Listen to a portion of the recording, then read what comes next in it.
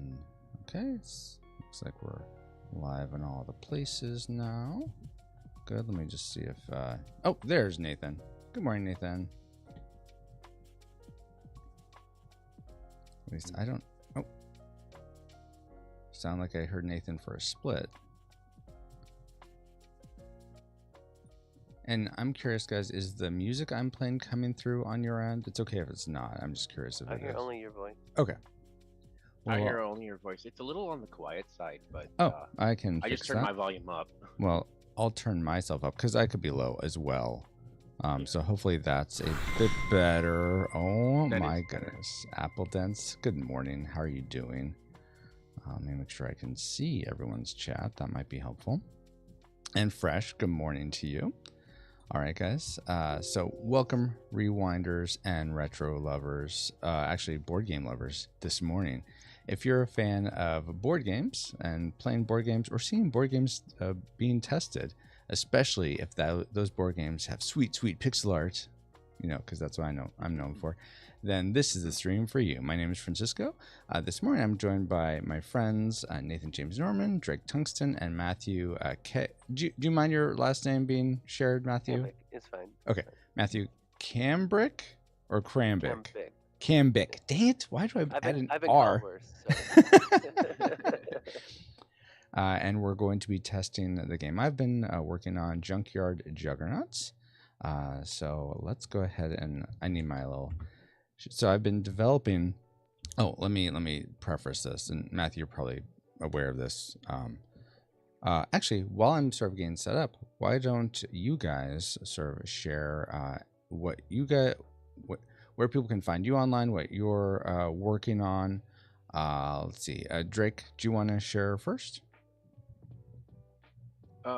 Sure. I've been working on a new news website called fandompulse.com.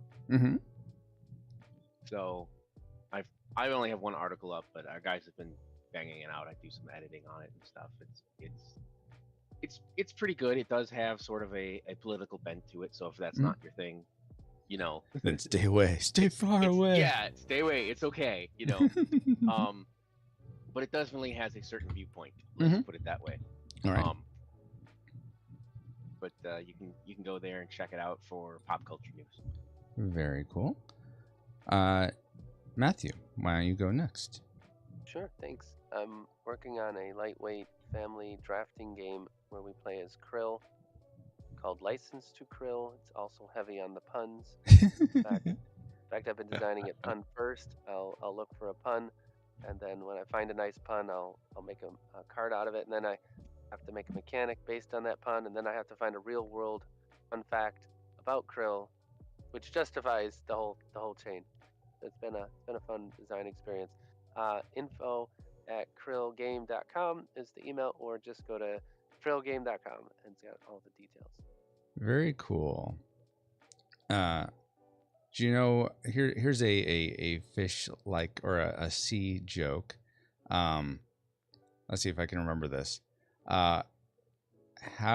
What does a fish without eyes sound like? Push. Yeah, exactly. That's it. I've done a lot of research, so there's some I don't know, I'm sure, but I'm getting pretty good on them. Awesome. Drake, it looks like we're still waiting for you to be ready in the game. And I'm sorry. Nathan, why don't you go ahead and share about Untold or anything that you're working on? Yeah, hi, I'm Nathan. I'm working on trying to get more sleep after almost 2 years with this baby who doesn't like to sleep. Yeah, I host Untold podcast, capturing the culture's imagination through speculative fiction. So we tell sci-fi, fantasy, horror stories, and that's been a joy, although this last year, because of the baby, it's been hard. I've also had a move recently. I moved from a church in northern Michigan to a church just north of New York City in New York. And so I'm at First Baptist Church of Tarrytown, which is the home of the Headless Horseman. So cool. So I've been here rather, for I think 7 months. And I did go out of my way to buy Headless Horseman action figure by the Four Horsemen action figure makers, because I absolutely have to have a Headless Horseman action figure to do ministry here. Well, of Sleepy course. Hollow, Terrytown. Mm-hmm. That's amazing. I used to live in New York State. And I love when I travel and I tell people I'm from New York. They're like, "Oh, the city." I'd be like, no. Actually, there's more to New York than just the city. Right. Quite a bit. Yeah. Whereabouts in New York? Utica. I used to live up in that area. Oh, excellent. Yeah, I grew up in like Newburgh, Walk Hill, New Paltz area. So Hudson, Yeah. it's Upper Hudson Valley, but still. Yeah, I moved to Beacon after a while, so I know exactly that area. That was my first 5 years of life were there. Oh, wow. Let's see. Fresh in chat asks, is this strictly, let's see. Good morning, Yoshi. Is the chat open to any topic or focused on Junkyard Juggernauts? I mean, you guys can talk about whatever. I'm open to you guys talking about as you like. Don't feel like you have to only talk about this board game. That's all you can talk about. But you can, no, you can open it up. But I'm mainly going to be focused on teaching the game, helping with this playtest, stuff like that. Fresh says, I went to boarding school in Cornwall on Hudson. Oh, cool. Oh, yeah. Oh. Favorite fruit, go. I don't know. Do you guys have a favorite fruit? I think probably, I really like kiwis, though I don't have them very much. Honeydew melon. Okay. So, is everyone able to see the board and the game pieces, everything? Or is anyone still waiting for it to load? Looking for closest game server. Please wait. Okay. It initially loaded and then it kind of froze, so I reloaded the browser and I got it now. Okay, cool. Fresh like smart. Okay, it looks like you. All right, I got it. Awesome. All right, guys. So, welcome to Galmany, a land of magic, mechs, and a splash of mystery. You are heirs to the crown of this kingdom that has known peace since before you were born. We'll see who each of us is playing as. Let me deal these out to each of us. So you're going to get a Mageneer card, and that's going to be your character for the game. You can reveal it. I usually set it out on my player board right here. Also, be aware that your color for the game, your color in Tabletopia, like I'm blue, Nathan is red, Drake is yellow, Matthew is green. That is not your actual color inside of the game. Essentially your color in the game matches the color on your Mageneer card. So, for instance, Matthew is Riviera, and so you're going to need that spot for something else later, Matthew. So I'm going to pop your Riviera card down there. So you're blue, essentially, Matthew, as far as the game is concerned. Just your hand is green, and your little pass to player thing is green. And I'm going to be purple. And... Is that the game within the game? Yes, exactly. That's the meta game. Let's see.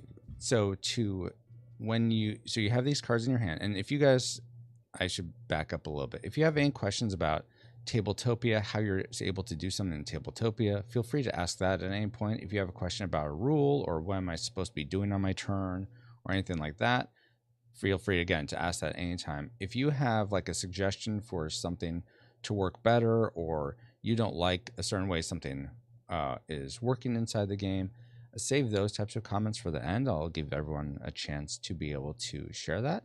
And if at any time you're just like, you know what, Francisco, thanks for inviting me, I'm not having any more fun, I want to be done, please let me know. We can pull the ripcord on this and we can be done. The stream goes for 3 hours. I don't plan on the game going for 3 hours. I'd like to be done with the game inside an hour and a half and then get your guys' feedback. But yeah, if at any point you're like, I gotta be done, Francisco, no hard feelings, totally understand, just let me know. So any questions before I continue on? Before I continue on with my sort of semi-rule, semi-tutorial, semi-story spiel. No questions, but I'm digging this 8-bit pixel art. Thank you.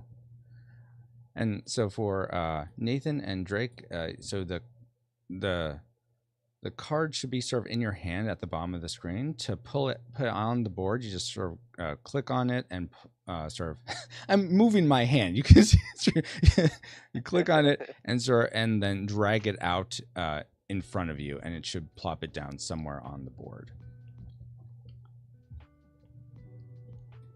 Okay, so I'm going to continue on here. Let's see. Okay, so we've known peace since before we were born. But today, a warlord from the west shattered that peace, sacking the cities of Galmany, setting up junk golems to defend them, and he's done this with a brutal mechanized juggernaut, and he's also captured our parents, the king and queen. So with chaos growing, old Dawburn, our tutor, leads us to the only place where he thinks we have any hope, the Junkyard. So in Junkyard Juggernauts, we're going to be drafting cards to acquire arms and legs needed for building our own Juggernaut. Then we're going to go battle with the Warlord and try rescue our parents. And if you're paying close attention in the setup, there is a Warlord. The Warlord has already begun enticing one of us to become their acolyte. So I essentially put the Warlord in the top 12 of these cards that we're going to deal out to each other. If you get the Warlord, then you're going to be playing as the Warlord and the Warlord's Acolyte, the Mageneer card that you drew. Hey, Aristotle. So we're going to have some drafting and passing cards around. If you get the Warlord card, you can't pass that. You have to keep it. And you want to keep that sort of hidden to yourself. You don't want people to know. And if I end up drawing the Warlord card, people can see that on stream. Don't share in chat, guys. Oh, Francisco's the Warlord. I don't think you guys would, but just be aware of that. And okay, so we're gonna I think. Okay, before we go, you guys all got a card. I missed it somehow. What card do I need? So you have a Mageneer card. That's your character's card. Where do I grab that from? So it should be in the bottom. You should see it at the bottom of your screen. I don't see anything anywhere. Weird. Okay. Let me. I'm the red, right? Or yeah, am I you're supposed to be red. another color? No, you're red. Let me think. Why wouldn't you have gone? It says you have one card in your hand. Let's see here. I've been sitting here. I'm like, where did it? Okay. Yeah. No. I've been here the whole time. Thank you for saying something, Nathan. Let me see if there's a way to sort of see your hand. Okay. Press H. Maybe you hid your hand accidentally. Okay. Here we go. Awesome. Okay. Thank you. Yeah. So. Christmas colors. I guess in a way. Nice. I'm actually wearing a Christmas jacket because I wasn't sure if I was going to be on screen or not. Oh, okay. Oh, I mean, I wasn't planning. Sorry, I should have said. Yeah, I was planning on you guys just having to give your voices, so you didn't have to like get all like showered. I brushed my teeth. I put on my stage makeup. Oh my god. Drake all for you, Francisco. Oh, okay. Oh, hey, hold on. Up and you just put a bag over my head. And said nope. You know. Hold on, guys. I need to go out to the shed and get some of my luggage and pack it up for this guilt trip that Nathan is putting me on right now. Okay. Any other questions before I continue from you guys? No, thank you. Also, you may or may not have noticed, I drag these. There's these cubes in front of each of these little robot guys. You put them on your player card underneath. You put them on sort of the solid green or red or blue. So not the robot piece, Matthew, the cube. That goes over essentially. If you hover over your character card and press spacebar, that'll bring it up big screen on your screen so you can read it. But that sort of center part where it says either action or bonus in the dark square, and then underneath it in sort of a lighter square is what you need to accomplish to level up. That's just something to be aware of. We'll get to that here in a bit. But you're essentially covering up the level up part until you actually do level up. Then you'll move the cube down to reveal that you have that level up. Okay, so I'm going to continue. I'm now going to deal out 3 cards to each of us. One of us will get the Warlord card, and that person has to hold on to the Warlord card. But let's see. So yeah, whoever ends up trying the Warlord card keeps that. And though we're going to have to be wary of one another, since we won't know who the Warlord is, we got to get to digging through the junkyard for pieces for our Juggernauts. So we just dealt the 3 cards. So we are only going to be able to hang on to 2 of these 3 cards that we dealt, but what are we going to choose? Well, you remember some of Dawburn, your tutor's lessons. He said, Legs added together have to be stronger than arms added together. Also, by the way, you can ask for a reminder of any of this later. That's totally fine. But these are the things to key into as you're thinking about building. So the two numbers you ultimately use for your legs, you're going to have 4 pieces. You're going to have 6 pieces to choose from at the end of this, and 4 will make up your juggernaut. The 2 for the legs have to add up together to a number that's larger than the arms added together. Both arms or both legs will work better if made with a number or element pair. That's something else to keep in mind. And I want to have chat open. There we go. Warlord detected. Wow, thanks for that, Yoshi. And if you're ever in doubt over what cards to keep, bigger numbers are better. They're just usually, you're going to have a more powerful, you'll have more health hit points, you'll just have a more powerful Malk. If you're not sure, like, well, do I want this color or this number together? If you're not sure and you don't want to do all the math in your head, okay, if I have this pair, then this will give me this number. Then just go with bigger numbers. If you and then for your level ups, if you, for instance, I'll take for example Nathan with Malcolm's the Green Mageneer. For him to level up, he's going to have a water limb and a earth limb in his juggernaut somewhere. They don't have to both be arms or both be legs or anything. They just have to be somewhere in his juggernaut. And for Matthew, for example, he needs to have a fire and a water limb for his. So, and if it's not clear, sometimes it's not. Fire is red, earth is green, water is blue, wind is purple. So if that's, and hopefully the symbology also helps. And I don't know, do any of you have color blindness? I should have asked that to start. Anything? I'll take that as a no. Yeah, I do not. Do not. Okay, cool. All right, guys. So then I'll go ahead and continue. So here's how we're going to pass a card to the next player. In your hand, pick whichever card you're not going to want. Hover over it and press F to essentially flip it so it's face down. Then you're going to pass it to the player to your essentially left. So Matthew's going to take his card and place it in the yellow pass to player spot. Drake is going to put his in the red pass to player spot. Nathan's going to put his in the blue pass to player spot. I'm going to put mine in the green pass to player spot. Can I ask a quick question? Yes, of course.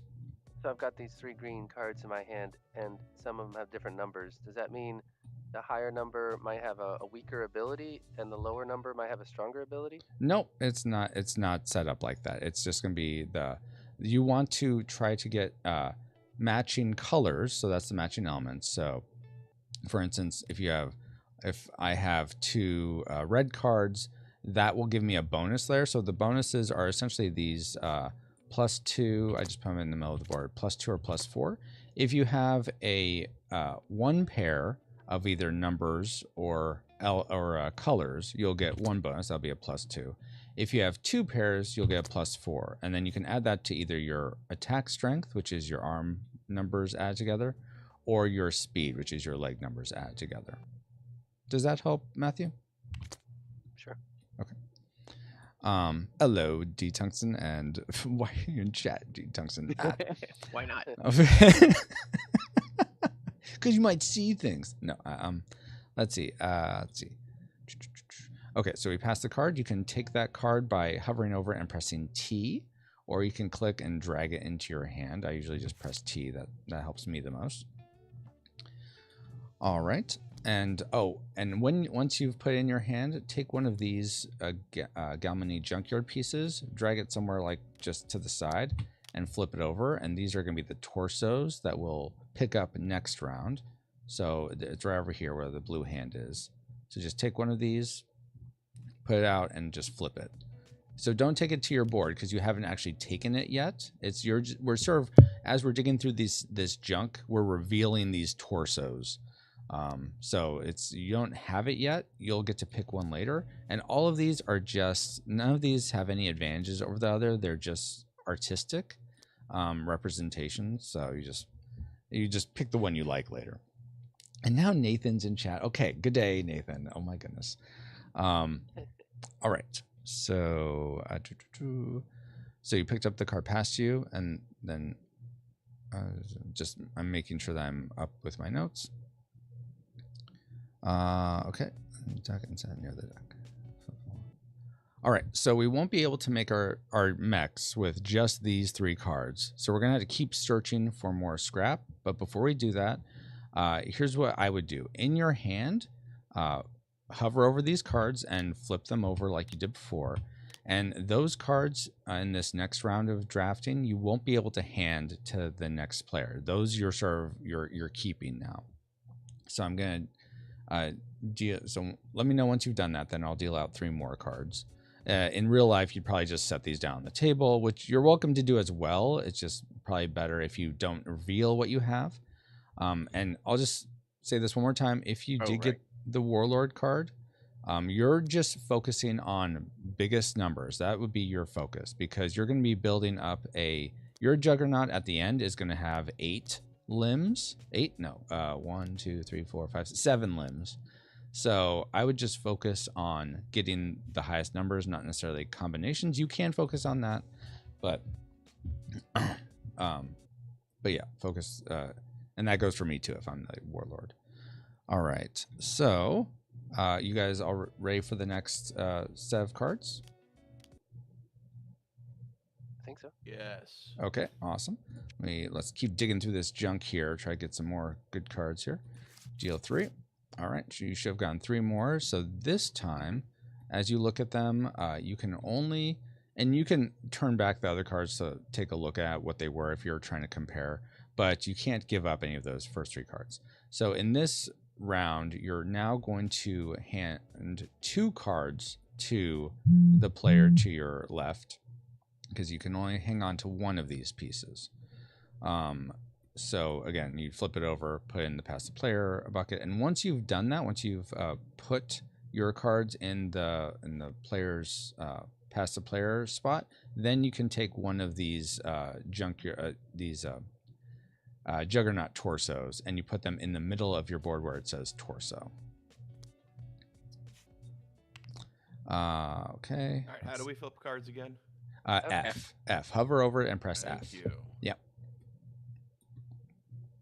Okay. So go ahead.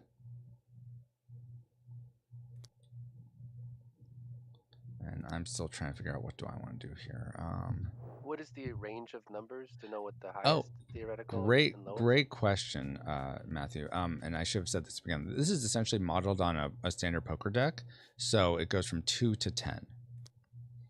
And you're never going to have. If I see a 10, that would be pretty good. Okay. Yes, exactly. And you're never going to have like. Oh, go ahead, Nathan. Sorry. Continue.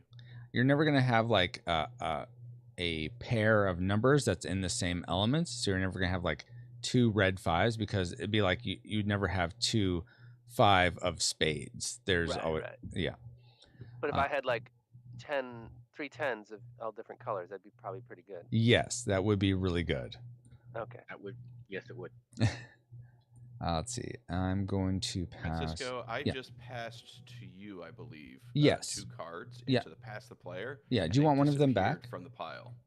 They're only visible to that player. Yeah, they become invisible. I see them. They're invisible to everyone else. Yeah. Got it. Yeah. So I'm just waiting for. Were we supposed to pass 2? It passed 2. Yes, exactly. And I can see your card right now, Nathan. Yeah, now I can't. For some reason, see I thought we were supposed to pass 1. No, you're going to pass 2. And I'm sorry, Matthew. I have not passed to you yet. I'm still deciding. My apologies here. All right. You gotta give me something good so I can take down this. What was it, a warlord? The Warlord, yeah. Okay. Warlord. Yeah. Okay. And the Warlock Warlord is in the expansion. The Warlock Warlord, yeah. I do have an idea lore-wise for how an expansion might work, but I'm trying to very much just focus on this game for now. Before I'm trying not to get too far ahead of myself. All right, I'll take gem here. Yeah. All right, so you guys are all set. I finally passed my cards. So you can go ahead and again hover over the cards in your player spot and hit T to take them. and then you can reveal all the cards in your, or you can like flip over the other cards in your hand and look at them all. And now that we have 6 limbs to choose from, and if it's not clear, that's fine. As the cards are in your hand, the tops of them will be the legs, what the legs look like. The bottoms will be what the arms look like. When we start putting these out into our boards, just for example, I'm going to take a card here off the top, and I'm going to put it into Matthew's board. It will automatically adjust in the left arm, right arm, left leg to orient correctly.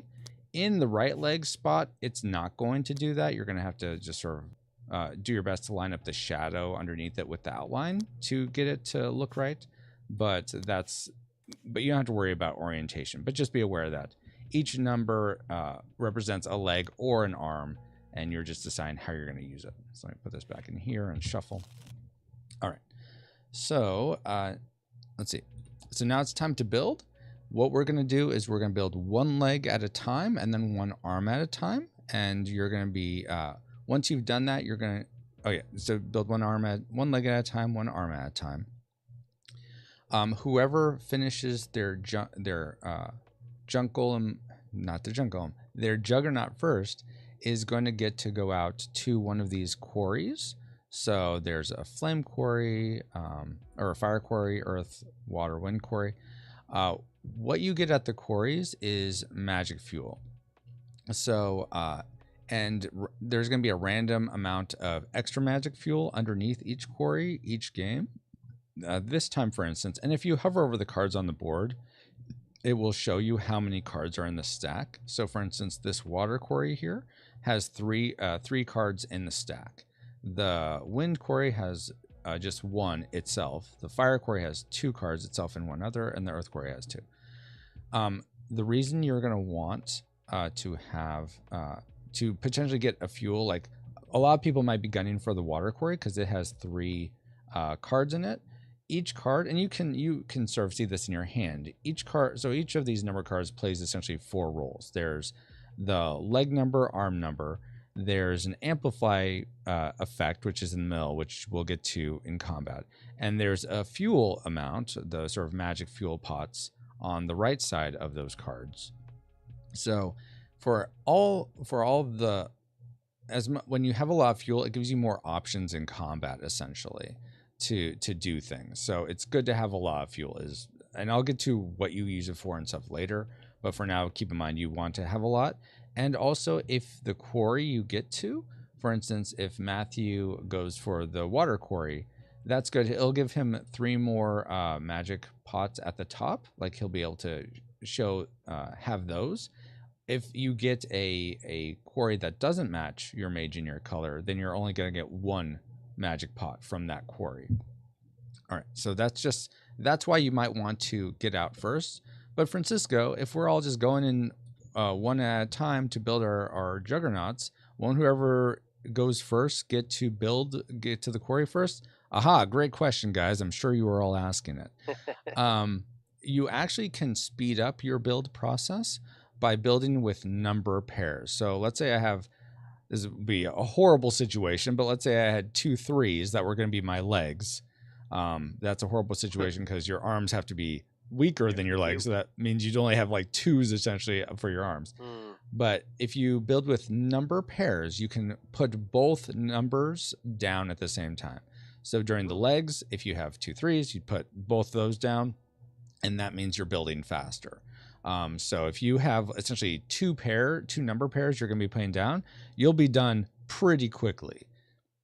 So the person who gets to go first, though, is it's either the last person to have fixed something, or if no one can think of a time they fix, we'll just randomly pick it. I just fixed my thermostat this morning. I replaced the battery. Oh, nice. Okay. Anyone fix something in the last 5 minutes while they've been playing?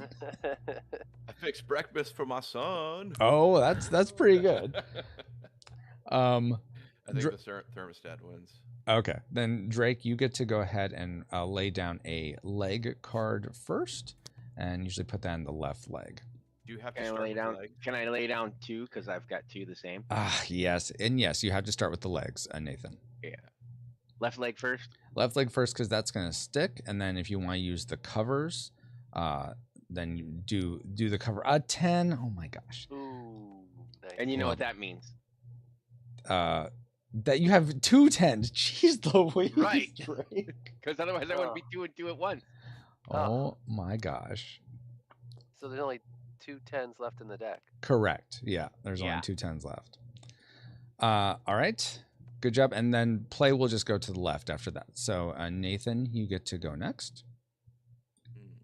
This Juggernaut's going down. Well, so whoever's the warlord will be going up against everyone else, and who's ever not the, and then everyone else is working as a group against the warlord. So I'm gonna flip. Francisco's turn. I'm gonna flip this real quick, Nathan, just because it's supposed to show the other side. Okay. I mean, you can have it be this way. It's just not gonna work quite right in terms of each of our juggernauts is gonna have a unique sort of a name to it, and if you don't have those showing, these covers showing the right way, it's not going to work quite out. Oh my! The parts in our hands are what we're going to have to build the whole thing with, right? Exactly. We don't have an option. Correct. To get anything different, right? Correct. So when we go out, that's a great question, Nathan. When we go out and start fighting, we're going to be going out after we build to fight in these cities. There's Swift, Headstone, Race Hutch, and Port Powers. We're going to fight those junk golems that the warlord left there. If you get and we're either going to team up or we can go one by one. I'll explain more of that when we get there. But whoever gets the kill shot on those junk golems will get to take either a piece, because each of them is going to have 3 limbs themselves. You can exchange out one of the pieces of the junk golem for one of yours, or you can use it as an extra fuel. So there is an opportunity. Just like in real life. Yeah, just like in real life. So there is an opportunity to get a different piece later, but you're most likely going to have mainly whatever you start out with here. Does that help?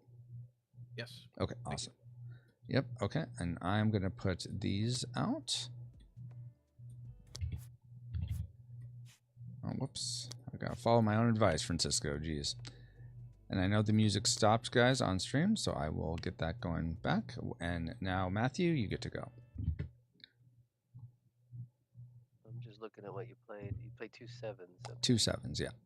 Matthew, I heard, is a really good beatboxer, so he could, fill in the music for us here. Well, I have a single 10. A single 10, okay. Nice. And then I'll cover it up. Mm-hmm. There we go.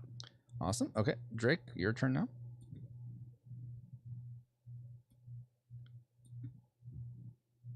Watch Drake have 2 9s for his arms. Right? Jeez. No. Does that ever happen? The theoretical maximum? So the maximum would be actually 3 10s and 1 9. So I have not seen that. I have seen 2 9s and 2 10s. Which is like, oh my gosh, please don't be the warlord. Nice, so that's an 8. An 8. Okay, Nathan, your turn. Yeah.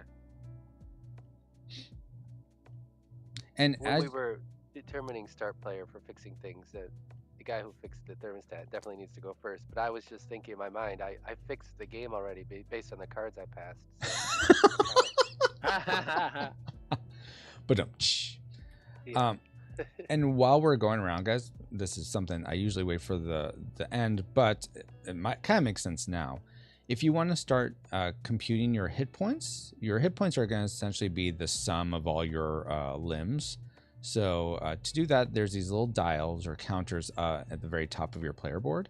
To change it, you can either scroll wheel them up or down to increase or decrease them, or you can hover over them and hit spacebar. And that will bring up a sort of UI in the front where you can increase by 10s, 1s, or 100s. No one ever is going to be 100, but you can start doing that as we go if you want, instead of waiting for the very end. All right, so Nathan. You can also double click on it, and you can also wheel mouse up or down, hovering over it. Yeah, I didn't realize you could double click on it. That's awesome. But yeah, you can scroll wheel on it for sure. All right, so let me check up with chat here. Apple says, anyone else hear a thumping noise in the lack of music? I don't, though the music is going now. is it just the drum for that? Is it too quiet, Apple?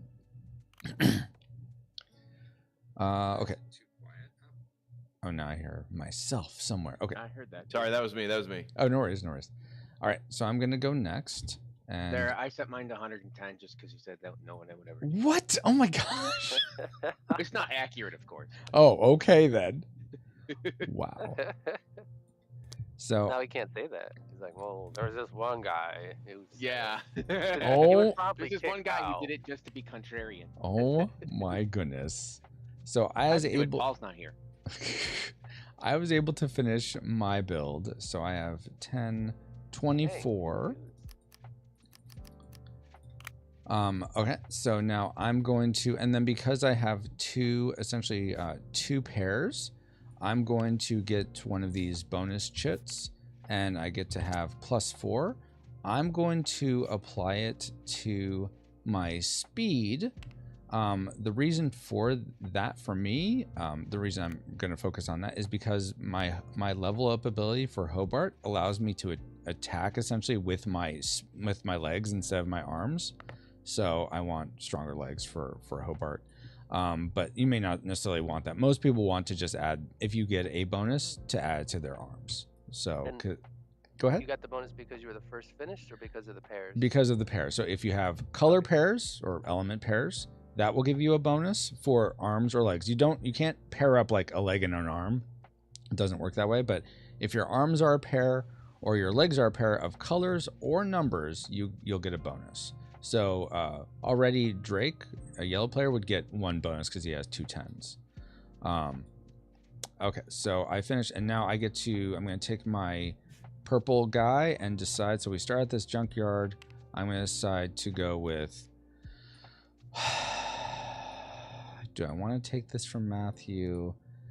Okay, I'm gonna play as, I'm gonna be a team player, guys, because I'm not the warlord. So That's exactly what the warlord would say. be a team player and go. But ironically, what the person who's not a warlord would say. I'm gonna go the wind quarry. So that means I am the warlord, and then what do you do with that? oh my god. So I'm now over here at the wind quarry. I took the card off the stack. There's nothing underneath it, but I have that. So I'm essentially hoping that I'm going to get fuel from the junk golems that we're going to fight. But I am done now. Is Matthew's turn? Okay. Ooh, that's a good song. Welcome to the jungle. We got fuel and games. Now I have to finish my legs before I do my arms. Correct. Yeah. Okay, so I want to try and pick a higher number, and I already have a green out, so to get that bonus, a green would be good, right? A green, yes. And you can, if it wasn't clear, you can have like a 10 and like a 2, and still have, if it still is higher than a 12, then if your arms are, lower than a 12, then that's totally legitimate. Okay, so I have a 5, so awesome. 10 and 5, I'm at 15. Okay, sweet. And Appleton says everyone is the warlord.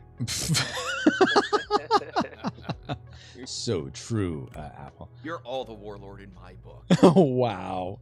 Okay, go ahead and finish yours, Drake. Warlord in spirit.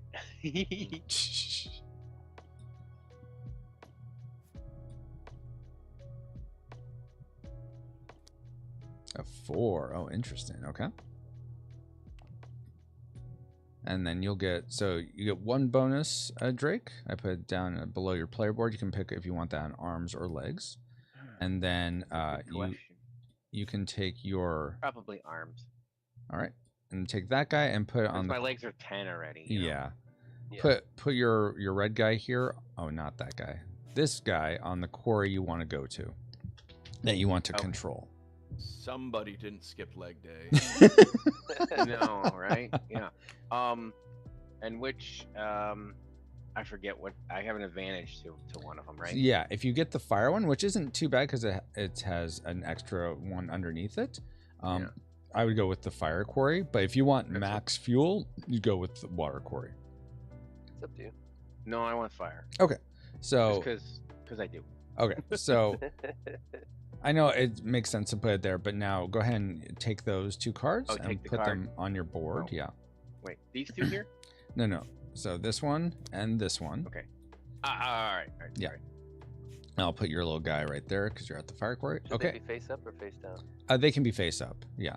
Okay. And ideally, you just want here. I'm sort of demoing it over here in Drake's area, but essentially, you want to have if your mage in your match is the quarry, you want these 3 fuel at the top showing. Otherwise, you want just the 1 fuel showing, like what I have. Oh no, I don't have because I went.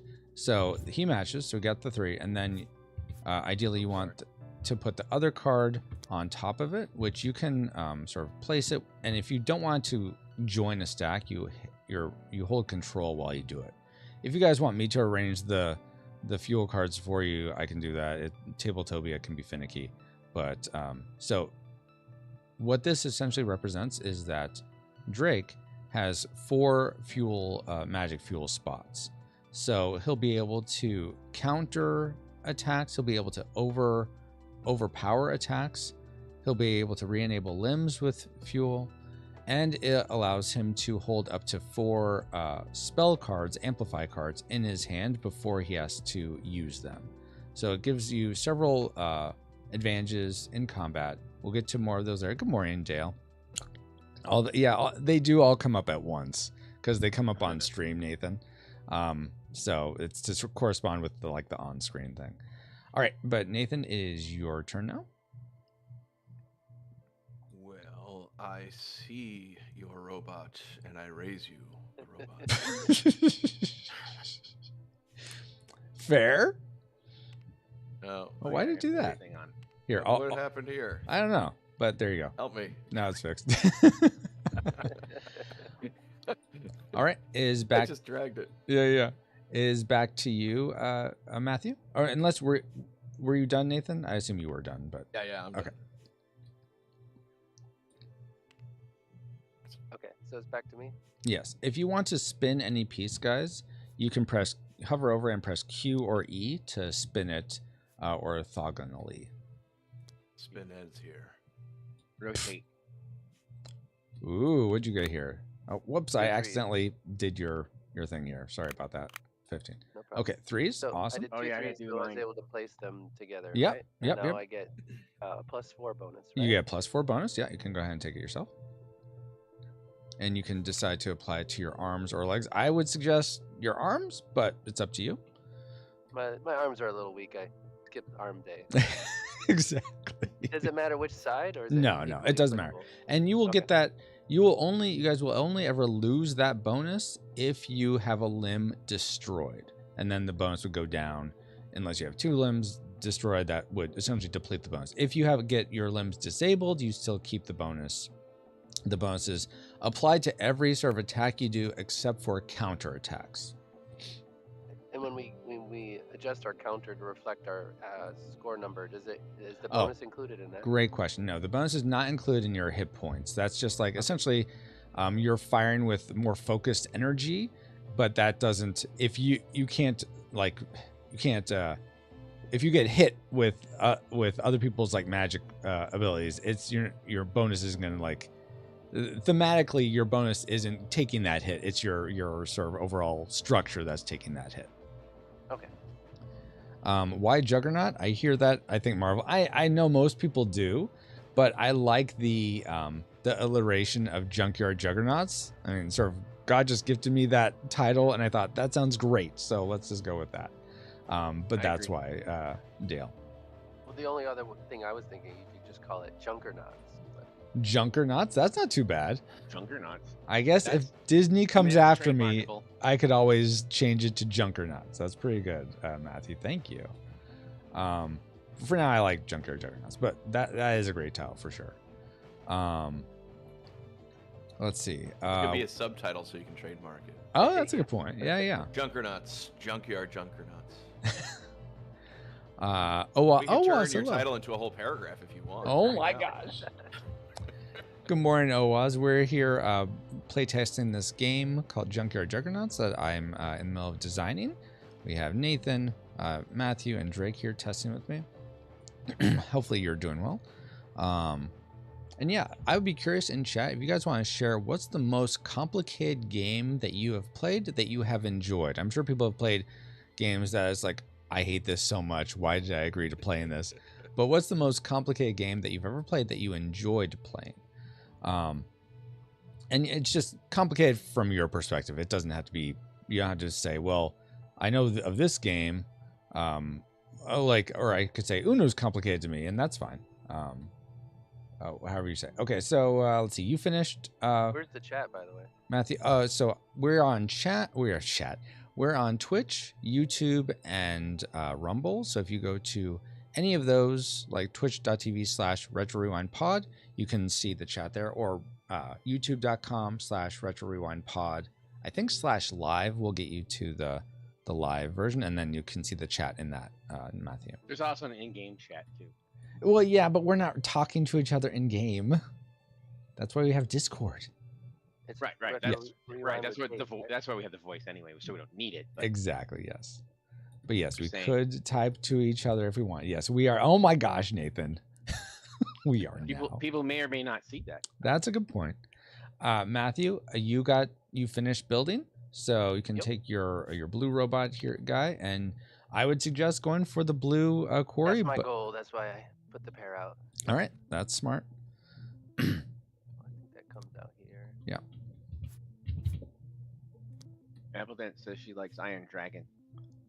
Our family plays a lot. I don't think I've ever heard Iron Dragon. Oh, the game. Jeez, for some reason I thought that was a band. It sounds so much like a band name. That's Iron Maiden. Oh, Iron that's what Drag, it is. That the one where you have like flying trains? I don't know. I've never heard of it. It usually takes. I played it a couple times here. I gotta do a quick look here. Yeah, she says it takes 6 hours to play. It's a track building game. Yes. I've played that. I had a friend. Oh, cool. Invite us over, and yeah, we played it over several days. Oh, very nice. Really, several days. Jeez Louise. All right. It's a good game, but it's very complex. I lost. Are you? You devote yourself to 6 hours, 5 hours to lose. Oh, that's hard. Did you have fun playing it though? Yeah, it was fun. Okay. Good morning, Kirk. How's the editing going? Well, there is a fantastic softball bat called Juggernaut, and I still use it. Okay. Okay. Apple says Iron Dragon. It's just the strongest type of train. Okay. I've never won either. Oh, okay. And Paladin says good morning. Good morning, Paladin. All right. So Nathan, what icon am I looking for on YouTube? There's a bunch of retro rewinds. there is. It's a red. Yeah, there's at least a couple. Yeah. Yeah, it's the red, mainly red one. Maybe like a space background in the background. There's 2 pixel art characters if you're looking at the banner at the top. So it's just Retro Rewind Pod. Podcast Not podcast, pod. Retro Rewind Pod. Yeah.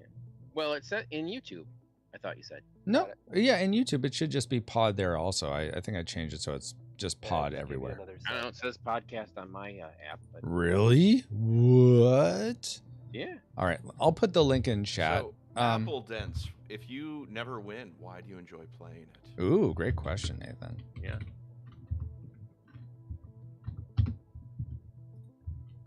I've lost the turn. Is it my turn or it is your turn, I yes. just went. Okay. And I'm putting in the Discord for you, Matthew, if you want to go there. Yeah, All right. So I have a mech built.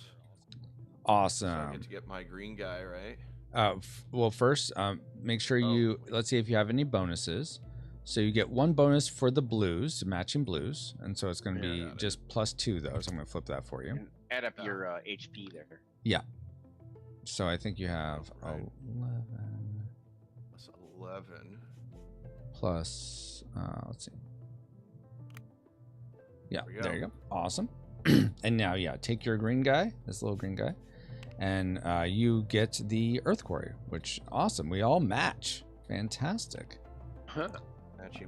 Yeah, matchy. So I'll go ahead and take this. So you're going to have these down here. Not into my hand. Sorry. Yes. You're going to get to have those cards down there, Nathan. Oh, that was cool. The guy stayed on top of the card. Yeah. So there you go. So you have 5 fuel. I have 3. Drake has 4. And Matthew is the monster over here with, let's see, 6 fuel slots. Very good.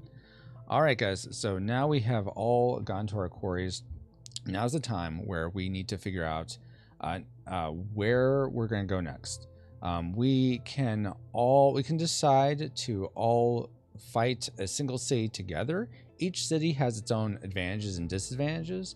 If you hover over a headstone here, for instance, and press spacebar to bring it up, you can see in the lower left, it will say, so if you are fighting at the city, the junk golem will have 2 times the attack strength on the card shown, and each Mageneer will take a hit of 10 HP just straight off the top. And you don't get that back unless you go to places or you do things to get HP back. But you don't get it back just by finishing the battle. You just lose that HP. But if you win at Headstone, if you free Headstone, whoever gets the kill shot on the junk golem will get +5 to their overall attack strength. So they get another bonus. So each city has its own pros and cons to go into it. The warlord, how the warlord is revealed is whoever is the warlord. Let's say I'm the warlord. I mean, clearly I'm not, but let's say I am. If we're whoever goes to Swift is the win city. You would fight either whether it's all of us or one of us. Whoever's there would fight the junk golem. Then once that's beaten, I would say, okay, guys, you found me. I'm the warlord. And then I would start building up my warlord using the pieces that were in my golem to begin with, and then anything extra I got from all the junk golems and whatnot. One thing I neglected to say, guys, in your hand we each have 2 cards. If you don't have the warlord, or if regardless of whether you have the warlord or not, put one of your number cards back in the main deck. So you can just have the card hover over it until the deck turns orange, and then that'll add it to the stack. Is there any strategy in what we are putting back? No, there isn't. Or what we're holding on to, rather? No. That'll come into play later, but it doesn't matter for now. All right. In the example, when you, whoever the golem, the guy is, the warlord is, yeah. Warlord, Mm-hmm. When it reveals, is it because of the matching element color, or just because the first junk was killed?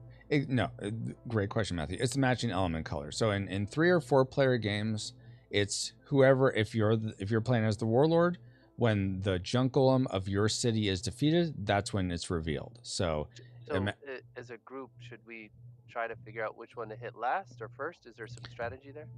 You're right on line with what I was going for next. Thank you so much, Matthew. Yeah. So the warlord wants to try to convince other people to go to certain cities, because the longer the warlord stays hidden, the more powerful they will become. If we found the warlord right away, you wouldn't have the ability. You wouldn't get many extra pieces. Essentially, each time the golems are defeated, you'll get an added leg or arm, up to 1 extra leg and 2 extra arms. But if we find the warlord right away, you're pretty much just going to be working with whatever you built in the original stage, with whatever the acolyte built for you. So, but if you stay hidden all the way through all the cities until the last one, you'll be at your strongest potential. But we're going to decide as a group, and whoever's sort of the fastest gets to sort of be the lead and get to decide what they want to do, and then everyone else can either join with them or not. Just keep in mind that some of the cities, the benefit you get by defeating it will apply to everyone attacking that city, and some it'll only be whoever gets the kill shot. And if you're trying to level up I know there's a lot, but if you're trying to level up your Mageneer, for instance, I think, let's see, what's an example? Drake, I think, is one. Saffron's level up, he needs to free a city in order to level up. And you only get to if you only technically free the city if you get the kill shot on the junk golem. So let's see. So Drake, you're the fastest with a 20 speed. Where are you gonna go? And then we can sort of decide if we want to join him or not. What are the advantages and the different things again? So I'll just run through them real quick. And I'll go in and start up here at Raise Hutch. With Raise Hutch, when you fight this junk golem, you're going to get, it has 2 times whatever HP it starts with.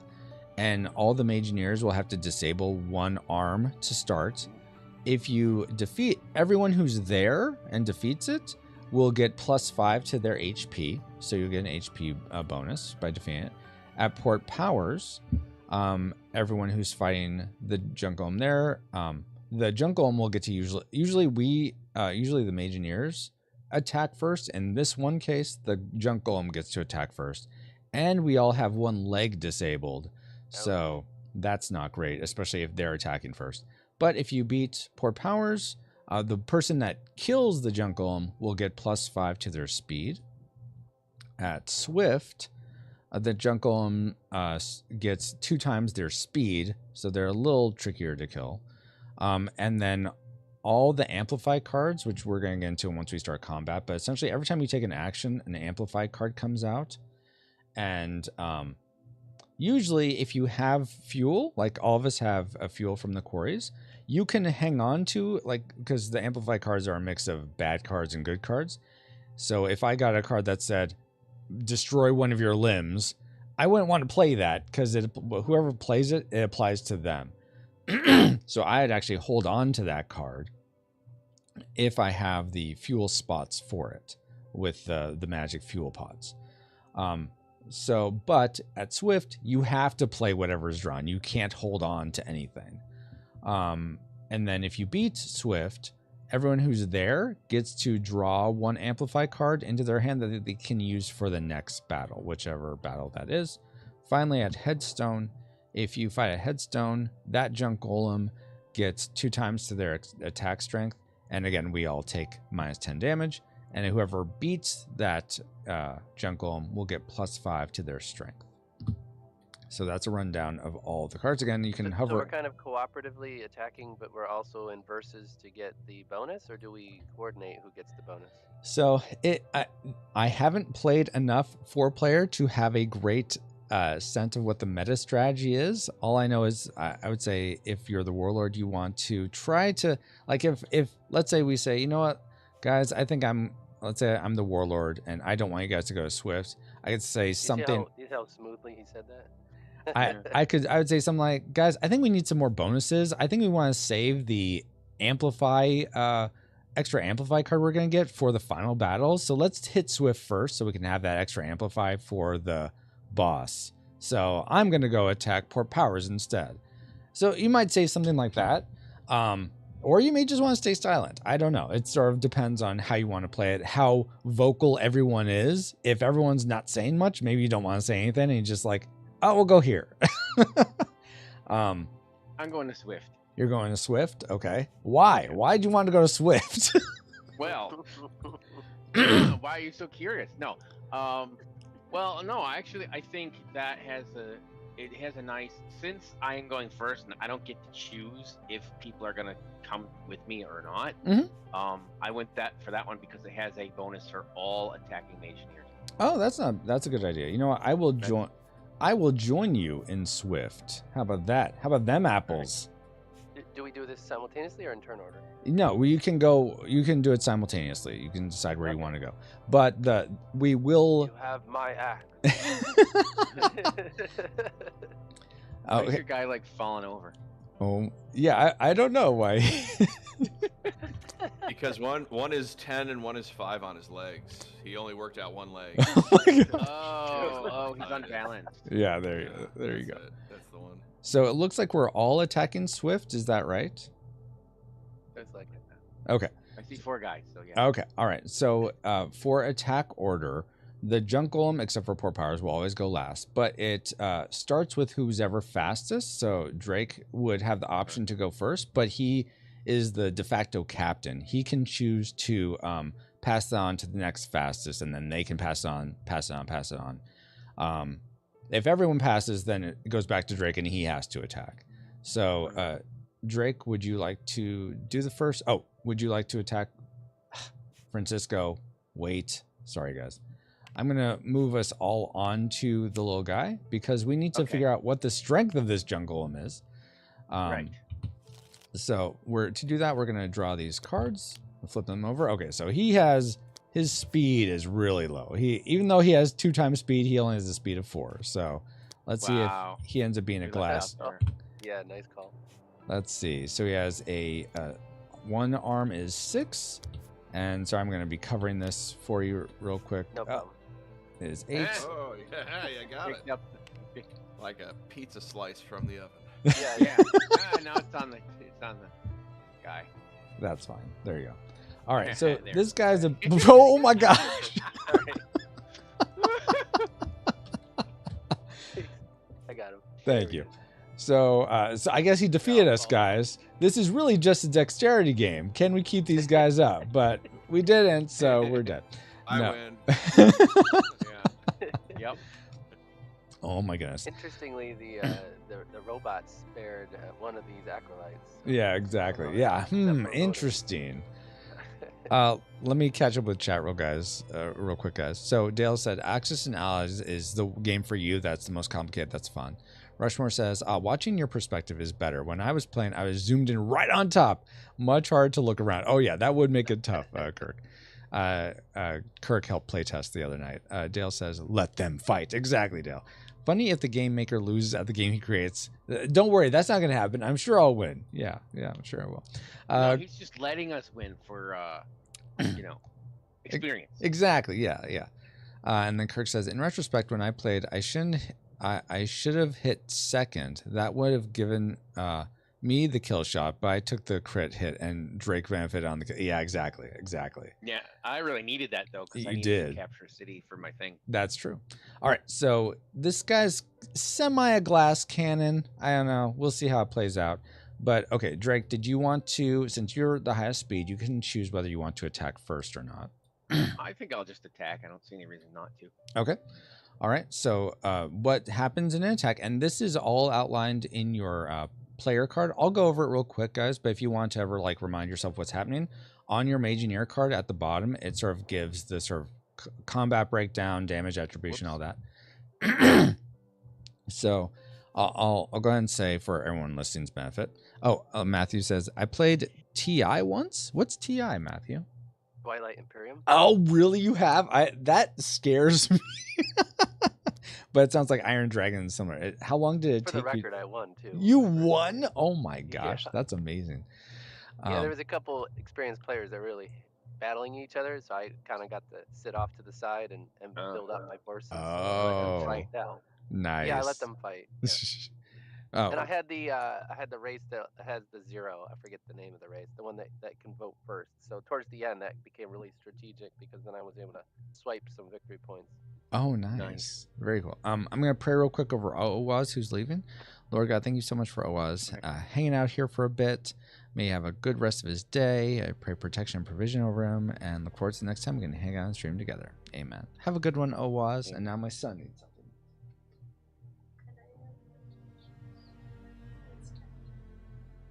Did you have that yesterday? There you go. I guess that's fine. Oh, this should be a 3-player game right now because my character is named Malcolm, and so he should be the second one to go so that he's Malcolm in the middle. Oh my gosh. Okay, so combat. Here's how combat works. Then they added the other brother. Oh my goodness. That's right. So Sort of combat in the middle. will Yeah. repeat until a Mageneer or the Warlord or Junk Golem's HP reaches 0. So it starts with the attacker will take an action. Your actions are outlined in sort of the lighter part of your Mageneer card. Everyone has an attack, everyone has a return to Junkyard, and then you have a special ability that's unique to each person. And if you level up, you can unlock an additional action or for some of us. But you pick one action to do, and then you're going to draw an or play an amplify card. So you're just drawing from the main deck. You put it out in the middle, you flip it over, or you can draw into your hand, whichever you prefer. And then you decide whether or not you're going to play. If you put it out in the middle, decide whether or not you want that to apply, or if you want to hold it into your hand, just take it and put it in your hand if you have the fuel space for it.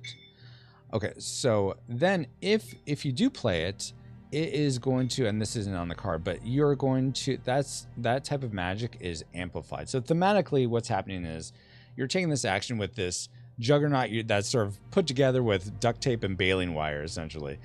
So it's not the most optimized, so it's leaking magic whenever you have it perform actual action. So that magic sort of like goes into the ether and amplifies all the magic around it of a certain component. So let's say, for instance, I'm going to do an example here. This is not what we're going to do. I'll put this card at the bottom, but let's say Drake, since he's attacking, he drew this card, flips it over, and it's a fire card. So the amplify effect on this is not today, which, and I'm sorry, if you ever look, if you ever hover over these and press spacebar to read the amplify effect, you're going to have to crane your neck over a little bit. I don't know of a way in Tabletopia to flip it in this bigger view, but that's just what it is. In TTS, I know how, but you're right. I don't think Tabletopia does it. Yeah. So let's say he played that and he played it as a not today, which doesn't make sense for him to play it out in this case. I would hold on to that card, but let's say he played it. And Drake has, so he has himself a fire and 2 fire limbs. So he would essentially take 3 die. He would take 3 die for himself, and the junk golem would take 1 die for its fire limb. And he would roll his die. So I'm just going to roll them for him. And the junk golem would roll their die. All right. So essentially, Drake would get to pick one that he liked of his die rolls. So he could pick either +2 to his HP, which is the little robot guy. That's a die. He could pick, he wants to disable one of his limbs. I don't know why he would choose that, but he could pick that one. Or he could pick, he can counterattack with both limbs instead of just one. So every time you attack, you're going to get automatically counterattacked with the weakest limb of the defender. If you were the defender and you rolled this die with a shield and 2 swords, you actually get to attack with both your arms instead of just one. If you have both arms, if one's destroyed, you don't get to do that. And then the junk golem here rolled a fuel, so he'd actually get to use that. Most times junk golems don't have a way to counter damage, but in this case he would have a way to counter damage with this little guy. So that's what would happen if Drake got an amplify card of the that was fire, and whatever. So you're determining your die roll by the amplify card. It affects your Mageneer magic and any limbs you have as magic. That's how many die you get to roll during your action or defense whenever this amplify card comes out. Oh no, actually, so this is very new, guys. Everyone who has a fire card would get to roll, and you could, if you wanted to, if you get, let's see, does anyone else have a fire card? Okay, I'm the only one. So I would also get to roll. And if I get like plus HP or plus fuel, I'd get to apply that also. You don't, but, oh, that's interesting. I didn't think about this. Take the negative effect? Yeah, you have to take the negative effect. So I would have to disable limb too if I'm only rolling 1. I guess that's... Your arm comes in to assist and it breaks in the bottom. Exactly. That's sort of how this is working. Yeah. So that may be clear as mud, and apologies if it's not more clear, but hopefully as we do this, it'll become more clear. But you'll guide us once we get there. Exactly. Drake, it's so you're attacking, or you're taking an action. Are you going to attack or do? I don't think you can do anything else, but attack is what I'm going to do. Attack. Okay. I was going to say just yell Leroy and jump in there. Leroy Jenkins. Yeah. Good fried chicken though. Let's see. Apple says, "Oh, I got the worst win in a game called Sonar, where it's kind of like Battleship with 2 people on each side moving around. It was so stressful." Sonar? It's called Sonar, I Yeah, guess? Captain Sonar. Oh, Captain Sonar. I thought Yeah. they knew where we were the entire time, but we somehow won by trapping ourselves in a corner with no more movement left, which was just enough to get them with a missile. Nice. That Nice. game was hard. That's awesome.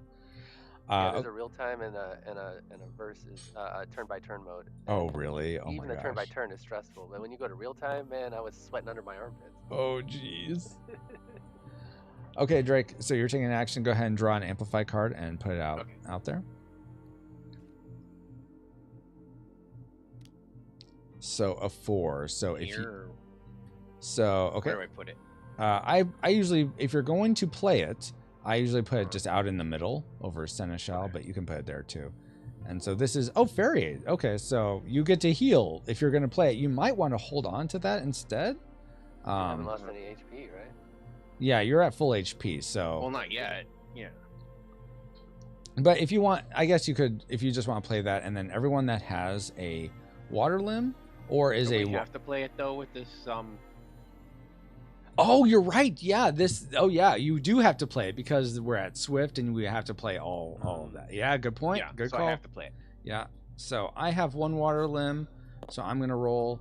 Matthew, you have. I have none. Oh, interestingly. none. So, but you the have blue your. player who went to the blue place has no blue. That's funny, but you still are the blue player, so you have your inherent magic. So you're gonna have 1 for you. Okay. Nathan, you're gonna have 2 that you're gonna roll. And Is it R for roll? Yes, R for roll. Yeah. And then Drake, yeah, you have 0. So yeah, hover over the dice and roll. Ooh, I got plus 4 HP. Nice. 2, 3, 4. Oh no. Oh no. Disable. So when the battle is over, any disabled limbs will come back. So that's only an effect for this battle. And you can Disabled, choose. not destroyed. Yeah, disable is not destroyed. You can choose what limb. I mean, personally, I would choose probably. Well, you have 2 3s, It doesn't but have the bonus. yeah. So I would Is just. there a way to indicate that? You could either put the die on top like this, or there's these disabled chits that you can use. Okay. That works. And since we're sort of sharing die, it makes more sense to probably use the disabled chit. So. Perfect. Yeah. All right. Cool. So, what did you, so did you, is this what you rolled, Nathan? The shield? Yes. Okay, awesome. I would probably just take the magic, potion. Since you're not defending, this one doesn't make sense. Oh, all right. Oh, did you have an increase to life? That I didn't see? Oh, no. I thought that was a, whatever. Okay. Okay, yeah. So take the magic, you're saying? Yeah, and I would just put over here with your fuel. Yeah. So you can use that for if it comes up. But okay, so Drake, you're oh yeah, and then this guy gets to roll for this one. Oh man. Sad day for him. So the AI would probably disable the weakest limb. So he's disabled that. So go ahead and attack. So so how you determine attack is you add up your arms together with any bonuses. So what would you be attacking with, Drake? 14. 14. All right. And his hit points is 2 plus 10 is 16. So you will, because your speed is higher than his, because his legs are disabled, you'll get a critical hit, which means his weakest limb will be destroyed. So that is destroyed. That one was just disabled. So yeah, but that now was it's destroyed. But now it's destroyed because you got a critical hit. Is it compulsory in the game to say you are the weakest limb? Goodbye. If you, I would like to point out that I have a Gale class Death Dragon. Oh yeah, I didn't go over that. Yes, that's a great point. We'll do that real quick. So on your cards, if you zoom in to your player board where you made your Mageneer, the little text on all the cards will show essentially what the name of your Juggernaut is. So yeah, like Drake said, he is a Gale class Death Dragon, which sounds utterly horrible. Nathan is a Hail type Plague Eagle. Yeah. Wow. I I am a Aren't they all though? I'm a pyre rank swamp shark. Don't want to see me in a tornado. And then let's see, Matthew. So this one's just flipped. Oh wait. Oh. That's okay. There we go. All right. Oh.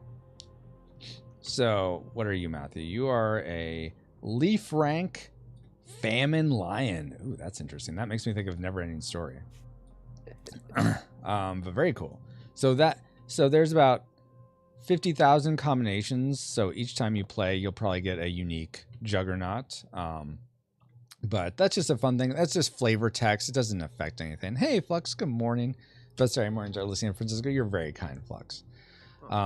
Did you move the counter? Yeah, I made it so you can move these counters so that you can put them wherever you want them. If you don't like them right above your juggernaut, that's fine. You can even put them right over the top of the face of your juggernaut if you want. I just thought that was... I feel like locking them in where they were didn't make the most sense, Rushmore, so that's why I did that. All right, so you destroyed that limb. I'm going to use this, the dial on the Warlords, to indicate his life. He has 2 life left. It's now going to go to the next speediest person. Oh, actually, no. He gets to counterattack you, Drake. So you're going to take, let's see, his weakest limb is 6, so you're going to take 6 damage. Okay. And then let's see. Nathan has 15 speed. I have 14. And then, okay, so 15 and 15. Who has the most fuel? Is it look Matthew? Yeah, it looks like Matthew has 6 versus Nathan's 5. So you're gonna get to go next, Matthew. And I don't take any damage, right? Well, I wasn't attacking. Not now, no. Yeah, if you attack this turn, you will. So you're gonna take an action, which right now sort of makes the most sense to be the. I'm attacking. You're attacking. Okay. So let's see. Go ahead and take one of these amplify cards and put it on. Either take it into your hand or draw it out on the middle, whichever you want. Oh, and we'll discard over here. Okay. 2.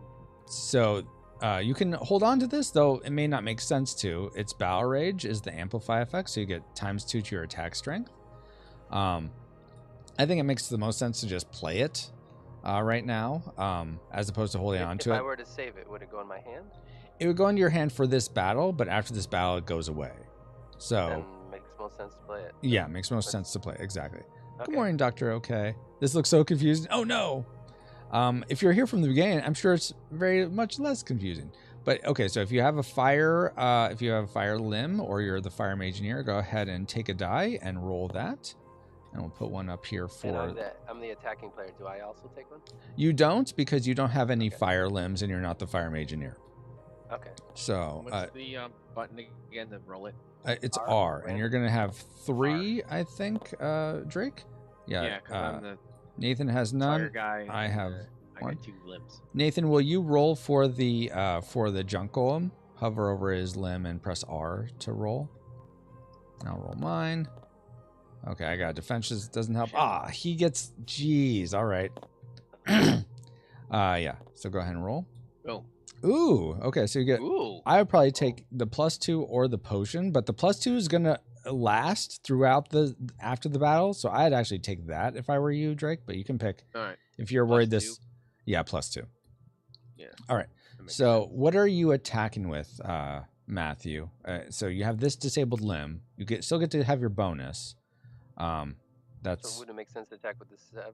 So yeah, so 9? No, just 7 would be your attack strength, because this is disabled, so you don't get to use it for attacking. Oh, the card I flipped doesn't count, right? No, yeah, that doesn't count. Oh. No, but you're amplifying. Yeah, it's double damage. So yes, that's 14 you're attacking with. Okay. So 14 against his 2 damage. I would say you kill him, except he can... Okay, now we're going to get into counters. This is perfect. Okay, so he has this fuel. So the AI would burn this fuel to counter the attack. So here are your options, Matthew. You can... Now, this moves up the counter overpower track. You have the chance to overpower that counter. So you would essentially burn one of your fuel cards here to counter that attack, or to overpower that counter, and then that would destroy him. He has no other way to burn that, but you may want to save your fuel for the final battle with the Warlord. So right now it doesn't make a whole lot of sense to burn it, but you can if you want. If you just want, I want the kill shot. Stronger if we prolong how long it takes us to kill him. We keep him, kind of weak in a corner, and we just keep getting those +2 or something. You could, but every time you attack, you're going to take a counter attack damage. So you will be slowly drained life unless you happen to get that back with the die rolls. So it's up to you. I kind of want to save it for the end boss battle, but okay. But also, it sounds like it makes sense to just put him out of his misery. I don't know. I'm on the fence. Yeah, I mean, so here's what I would say. Again, not being the Warlord at all, is why don't you just burn through all your fuel right now, and I would actually save it and just take you're going to take 6 damage. Take the 6 damage hit, and then Nathan will probably be able to finish off the Warlord. We're all going to get an Amplify card from this, so the only benefit really is if I'm you're not trying to snipe the kill, because it's a benefit for all, but I only have 21 health, so 6 for me sounds like a lot more than someone with like 32 or something. Yeah, and that makes sense. One thing that is good to keep in mind is so I'm going to put one of these disable chits out on the board just to draw your guys' attention. I know in Tabletop Simulator there's a ping option, but so up here is Ashley's Haberdashery, Tools and Treats. When we're done with this battle, we can all journey there and just get +3 HP. So just be aware of that if that helps you and decide, okay, well, 6 isn't so bad because I can get 3 back before the next battle. It's the cookies. It's the cookies, yeah, exactly. You munch on some And cookies. I'll never get more fuel, right? There's no way to get more fuel. Yeah, that's only all I get for the game. Exactly. So keep in mind, if you do take the kill shot on this junk golem, you will get to pick one of these pieces to either change out with any of your limbs, or you can take it for fuel. So there is that benefit of getting the kill shot here on this junk then golem. I could spend this to counter his counter, Mhm. and then I might be able to get this back. Yeah. Go up a fuel and don't go down 6. That sounds like the best. Okay, then you can go ahead and do that for sure. So you're gonna. All right, so this goes in the discard. 'Cause I spent it. Hold on. Let me make sure I manage everything right. So yeah, you destroy him. Good job. And your yes, good job. He is the weakest golem. Goodbye. All right. So you decide you want to take this as fuel. Yeah. Okay. It may make, you don't have to do this, but it may make more sense to increase your damage output by trying out one of the 3s. You will lose a bonus, but I think you're going to gain a lot more with an 8 instead of a 3. Plus, I seem to be really heavy invested in the green right now. Maybe it's better to be diversified a little more. Yeah. Plus, if you have a water and a fire limb, which you don't have either of those, then you can level up also. That's another good thing to so have. that makes a lot more sense. Okay, Yeah. so let's get rid of this disabled 3. All right. And I lose my 4 bonus. But you get to keep 2. You'll still have a 2 for the 2 green legs you have. Yeah. And then so this 2, oh yeah, that's the fuel you had, so that stays there. Okay, you get that, and then the Warlord's gonna get to take the next strongest one, which is that. And I get to get rid of my disabled because it's the end of the Correct. battle, right? Exactly. And then this is gonna go back in there. This is gonna go back in there. And I didn't actually spend my thing. I have to spend my thing, right? Yeah, you do. Yes, because you spent it to do that, and then that would move the trek up, so it would have cost essentially the junk golem 2 fuel to counter your overpower. So it continually essentially slides up and up and up the more you're trying to invest in making an attack go through or countering an attack. But congratulations, we have freed Swift. Good job. Get off the card. We all get a card. We all get an Amplify card, so you can just right click on this and deal 1 to your. You can't deal. So say take 1, I guess, or you could wait Draw. for me to do it. Yeah, you could just click and drag one down to your hand, and that will work too. Unfortunately, it says draw. Oh, here. One. Take one. Got it. And this one, I think, got taken accidentally. And then you get the kill shot of Swift. Congratulations, Matthew. Now this is where theoretically someone would reveal themselves. Yes. So I am the I'm Hobart of Swift. Am I the warlord? Survey says I am not the father. No, I am not the warlord. So it's one of you three. Jeez Louise. I thought I could trust you. You're my brothers and sisters. How dare you not be trustworthy? Okay, so let's see. Now let's go ahead and have, let's see. I'm just gonna, I don't have a great way. We could always go back to Drake making the decision. I sort of like the sense of us all getting to have a chance to make a decision. But I mean, I guess we don't have, let's have Nathan, you go next. How about you pick where you want to go, and we can decide whether to join with you or not. What is this green one on the board for? Oh, I don't know what that's for. I think that's just an extra one. Thank you, Matthew. Let's go to Fire City. Fire City, Headstone. All right. That's where I'm going. That's where you're going? Okay, so yeah, take your... Oh, actually, I am going to travel up to Ashley's haberdashery because I want some sweet 3 HP. Me too. That was a good snickerdoodle. Is that an option? Yeah, you can go there, yeah. Wait. I forgot which guy's mine. You are, so it matches your color, so you're red. Oh, I'm red. Okay.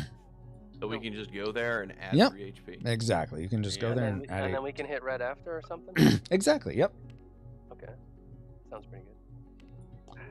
All right.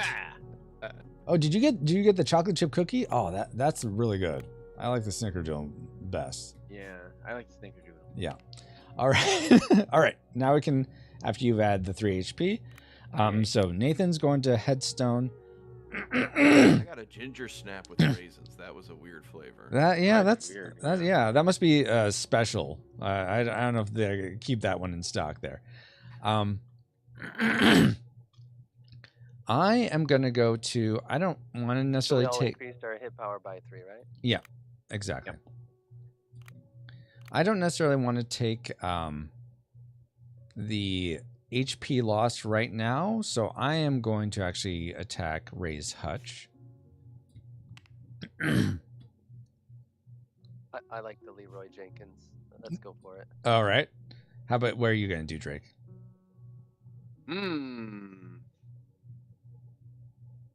I think I'll go Ray's Hutch. Okay. Oh, split the vote. Split the vote. Yeah. So Exactly. let's start with, it doesn't super matter, I don't think, but let's go ahead and let the Headstone crew go first. Agreed. So let's see. You guys both have the same amount of speed, I think, and the same amount of fuel. So let's see. What's the third tie break? I think the third tie break is arm strength. So Nathan, you have 11, and you both have 11. So what's the fourth tie break? I've got a +2 on the arm. I got a What time +2 did on you it. last pick something? So because Tie break. since Nathan, you picked to go to Headstone first, we'll let you go first.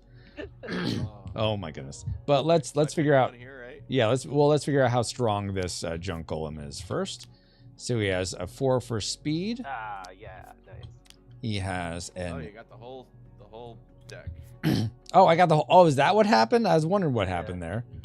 Okay, let me shuffle this Drawn again. off the bottom. That 8 came off the bottom. It didn't matter.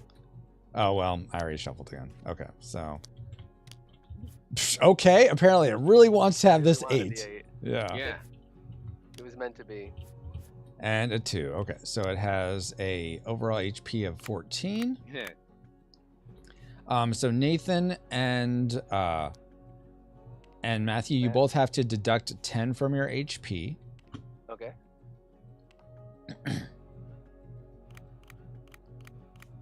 That's the Yep, you're the doing it slider right. thing, yeah? You're doing it right, Nathan. Yep. And then and then it'll get times to attack when it's turn. I'm trying to attach it. but Yeah, not it's not going to because it sticks to the quarry spot below it. So we just okay. do our best to this is going to be good enough. On an actual board, you won't have to worry about that, but Yeah, right. all right. So Nathan, so you're going to take an action. Nice. I assume nice. you're just going to attack, but is there something else you're going to do? I balanced my guy. I think I win. Oh, also, by the way, you actually No, did I'm going to attack. Okay, you did level up, Nathan, because you have a water and a earth limb. So I'm going to move, you can move this little cube down like this. So you do have an extra action of enable or repair any one limb. So that's any limb on you, on teammate, on the warlord if you want to, I guess. So you have that as another action, just to be aware of that. But you're going to attack? I'm going to attack. All right. So put out one of these cards to see what magic is amplified. Is it selecting all of Grab them the whole again? thing. This seems okay. Usually. Why is that? Oh my gosh. It's in grab everything mode. Yeah, I don't Now know. I want to grab 6. All right. Well, here, I did one. I'm not sure why. Okay. All right. There's only 6 in there. So If you we can. lock it down, maybe it'll only give us one at a time. I don't know. So Well, You the can right click on it and then change the amount. yeah, you can't do that. You can also scroll wheel on it and say you want to take 1 or 2 or whatever. Yeah. But Looks like there's 5 in there. yeah. So Nathan, you got Unstable Barrage, which if you decide to play it, you're going to be attacking me and Drake instead of the Jungle. So you can decide to do that, I suppose, or you can hold on to it because you have 5 slots from your magic potions to hold on to it. So if you want to hold on to it, press T. Yeah, I'm not going to attack. Okay. you guys. And you can So do I also put it in my hand. put in your hand, exactly. You can also, since we got these cards, these amplified cards from before, if you got a good one, now you could play it. You could play it now instead. Let's see.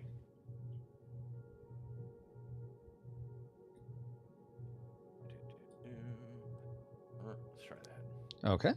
So, okay, that gives you times 2 to speed. Awesome. So that'll definitely give you an opportunity to crit. And so everyone who has a fire piece, so that's me and Drake, I think, I will roll. And then also this Jungle gets to roll 1. All right, so everyone go ahead and roll your die. If you have a fire, I get a defense, which doesn't make any sense for me.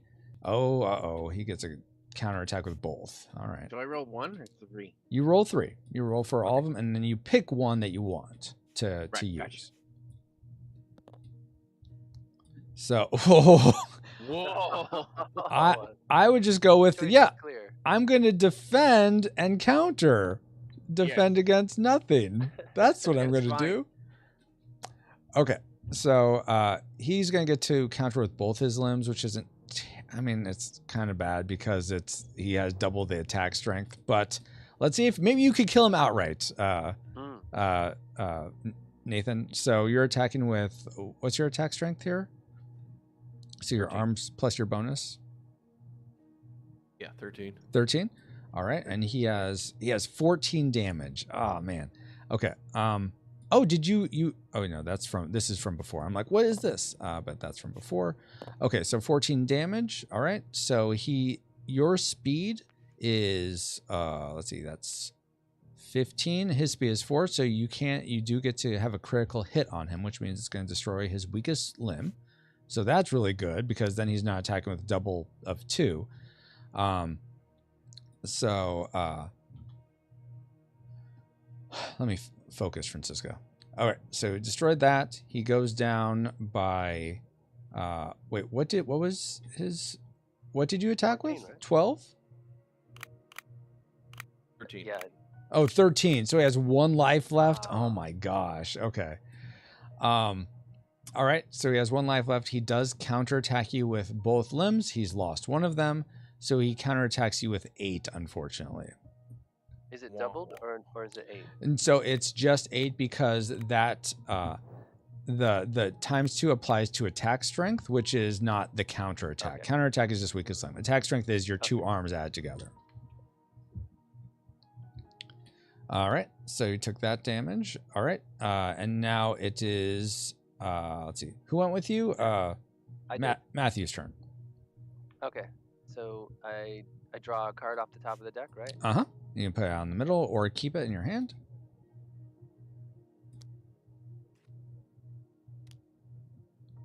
All right, and you got times. Battle Rage. Yeah, ×2. ×2.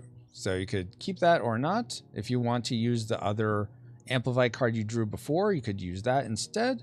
This one's good. That one's good? Okay. Yep. So I usually try just discard over here, but we could keep that out right there.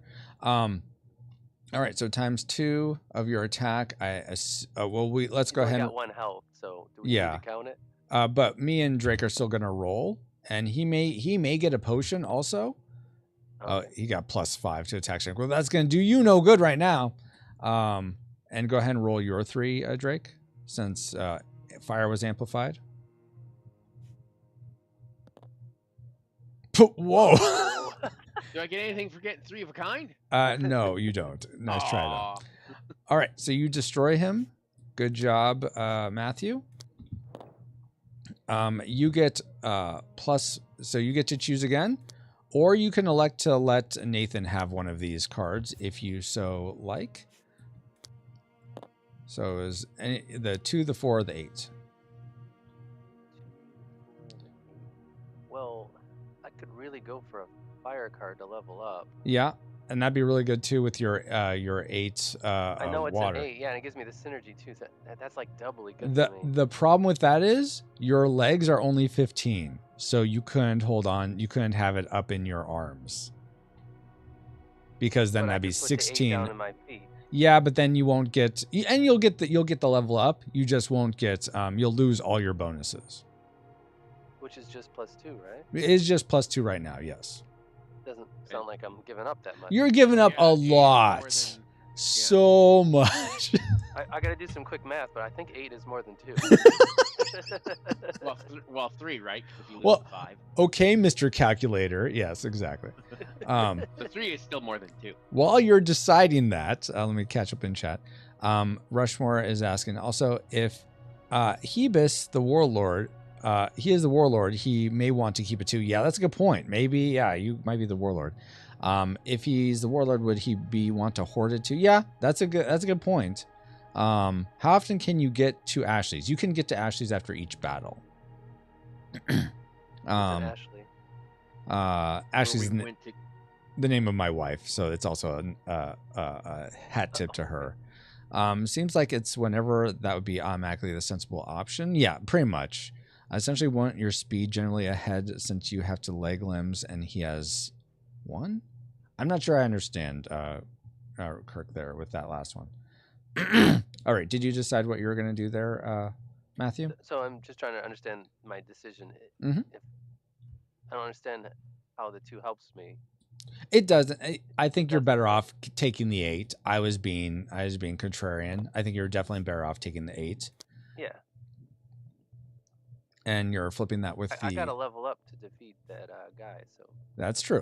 Okay. So the 2 goes away. Yeah. The 5 goes away. Yeah. Upgrade my feet to an 8. Mm-hmm. Okay. And this goes back in the deck. These are gonna go in the deck. Is there anything else that I do now? You get to have the fire card, so you have +5 to your. I just hit it. Sorry. If you can put that out so it's not hidden, and maybe put it over here, you can put it down there too. Just so a reminder that you have +5 to your. you have +5 to your attack. Okay. And then the warlord's gonna get this one, and then this one's gonna go back in the deck. All right, guys. Now it is. All right. So, Drake, are you the warlord? Oh. If you're the warlord, just put the warlord card out in the middle. I'm not. You're not. Oh. All right. No. All right. Well, I'm glad I'm on your team with your Yeah, war exactly. death dragon over there. Okay. Oh. That leaves me and Matthew. Yeah, that's one of you. Okay. All right. So now it is. So you guys are going to attack at Ray's Hutch. Wait. Ray's Hutch? Why are? Oh yeah. Because Okay. So no, it's me and Drake attacking Ray's Hutch. All right. Let's finish up this Junkolum, Drake. Okay. So let's see what it is. We're gonna go boop. And so it has a dang it. It has a It's 2 leg. It has a this is gonna be Oh, over man. fast. Okay. 2 again. Whoops, I didn't mean to do that. Shuffle. Hey, book.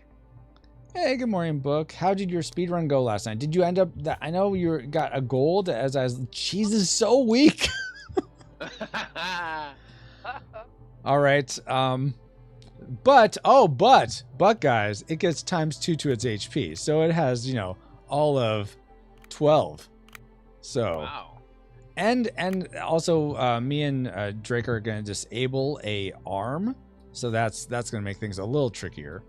Yeah. But go ahead and disable an arm, Drake. And then my bonus. no, you don't lose your bonus. You only would lose your bonus if your limb is destroyed. If one of your legs was destroyed, actually, because that's where you're getting your bonus from. That's where I get the bonus from. Yeah, Yeah, I'm exactly. applying it to my arm. Okay, that's fine. So you can go first. I'm going to disable my weaker one. Yeah, that makes sense. You can go first or let me go first. I would appreciate going first so I could finish this guy off because I need a city to upgrade and I'm not the warlord. So you want to help me. Well, I need a city too. So Wait, fine. I'm going to be a little selfish here and try to attack this. Oh, fine. Be like that. Okay, so you're going to attack and I'm going to hope that it gets a counter. Yes, that's what you're going to do. Yes. All right, so go ahead and put a draw an amplify card. All right. Let's see. I did no PB, no personal best, but there was a lot of promise. That's awesome. Thank you for asking, Harry. I'm doing well, enjoying playing this. All right, so you got a 5. You could play that, but that's replacing one of your damaged limbs, which doesn't happen. So I'd actually keep that in your hand. Okay, keep it in my hand. Yeah. So you're gonna go ahead and just attack straight with, what is that? 10, I think. Yeah, 8 plus 2. Okay. And so 10, let's see, it doesn't kill it because it's at 12 life. So it goes down to 2. And then you take 2 damage from the counterattack. Okay. Aha, I do get to beat it. See, Yeah. This is what you get for being selfish.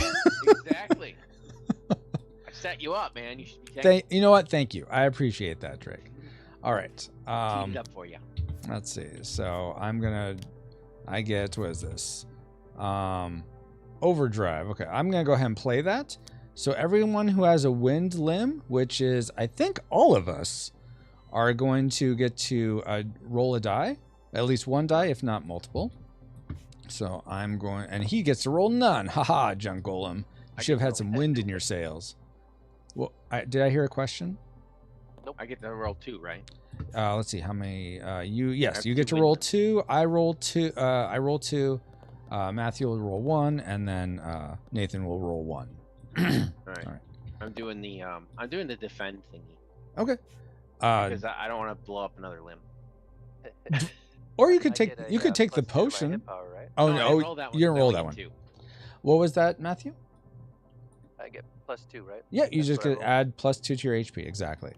And I am going to take the counter just in case this guy gets. Oh wait, actually I don't need to do that because he's not going to be able to counter anything. So I'm going to take the +2 HP also. Did you get anything good? Oh, did you get +4 HP, Nathan? Yeah, I'm a little confused. Oh, So okay. why am I rolling? I'm over here in wherever this was. In Headstone. You guys are Right. So technically am I still participating in this? So because this magic sort of goes across the whole land when it's amplified, yeah, everyone gets to roll if you have a matching. All right. So do limb. I move my spinner up here 4? Is that Yep, what I do? yep. If you rolled this +4, then yes, you get to do that. Yep. All right, awesome. A great question though, Nathan. All right, so I'm attacking then with 5 damage. Actually, oh no, I haven't leveled up yet. So I'm attacking with 5 damage. That destroys it. Yay. All right, and I don't want any of these limbs to replace mine, so I guess I'll just take this. Don't want a 2-limb? No, you know what? I don't. But I'm going to take this one for fuel instead. That sounds like a good plan, actually. Yeah, and then this will go to the warlord, whoever it is. And then put that one back, put this one back. All right, guys, so let's see. I got the kill shot, but both of us get +5 to our life, me and Drake. Oh, is my maximum still 32 though? You can go over maximum. It doesn't matter. Okay. Yeah, you can go over Overkill, maximum. Nice. All right, because now I'm at 34. Yeah, because I mean, you put this together with junk, you're essentially you're polishing it up and actually making the connections even stronger. So that's why your HP is able to go up more. Yeah. All right, so all I'm right. not disabled anymore. I'm not disabled. I get to now attack with my legs if I so choose, which is awesome. All right, we have just okay. All right, so let's see, Malcolm, are you the warlord's acolyte? That'd be you, Nathan, if you're the warlord. I'm not. What? Or I am. Wait, No, what? I'm not. All right, huh? I wonder who it could be. Let me do my process of elimination here. It's probably Drake. Is hidden the whole time. No. All right. So you don't reveal it yet. We still are going to decide to. I'm going to go to Ashley's haberdashery one more time. Get another +3. Hey, I can +3. Wow. You know, like so. I tried those ginger snaps with raisins. They weren't too bad, Nathan. I don't know what we're talking about. Yeah. I'd say they were awful. It's an interesting taste. Ginger with the snappage. With raisinage. Yes, exactly. I've got like 37 HP now. Now they got the ginger snaps with craisins. Oh, wow. Just little bits of dried orange. I mean, it's going wild here. So, assuming you're the warlord, That actually sounds delicious. assuming you're the warlord, and guys, I do want to say we are almost at the 2-hour mark. Do any of you need to be done because this is going on too long? Feel free to be like, I gotta be out, Francisco. That's okay. No, I just really am hungry for cookies now. Are you doing okay, Matthew, or do you need to be done? Okay. All right. Matthew. So here would be my advice. I am assuming you're the warlord. Is during this battle with this junk golem, do everything you can to make it harder for all of us. I don't know how you would do that. Maybe you get an unstable barrage draw, and so you're attacking like me and Drake. If you can do that, you get those types of cards. Great. So I would be trying to focus on stuff like that. Excuse me. Sorry, guys. But yeah, anyone, I think we're all going to go to Poor Powers now to attack that. Yeah. What was that? Is there a choice? I mean, I guess I haven't thought about. Turn my guy up. Q. 2? Press Q. Hover over it and hit Q. Oh, okay. All right. Oh, whoop. Not over the card. Not the card. Yeah. There. I guess you could decide to not be in the battle. I guess that is an option. I don't know why you wouldn't. I haven't thought about that, Matthew. And to be honest, that's a great question. Let me write that down. Just gonna hang out at Ashley's. Yeah, exactly. Yeah. You elect. Well, you guys all do the Not fighting, right? be Yeah. in. Actually, that's what you should do. You should have a +8 3 HP, but it gives you like a -1 like. Oh, like you can't participate in the next battle or something. That's not a bad idea.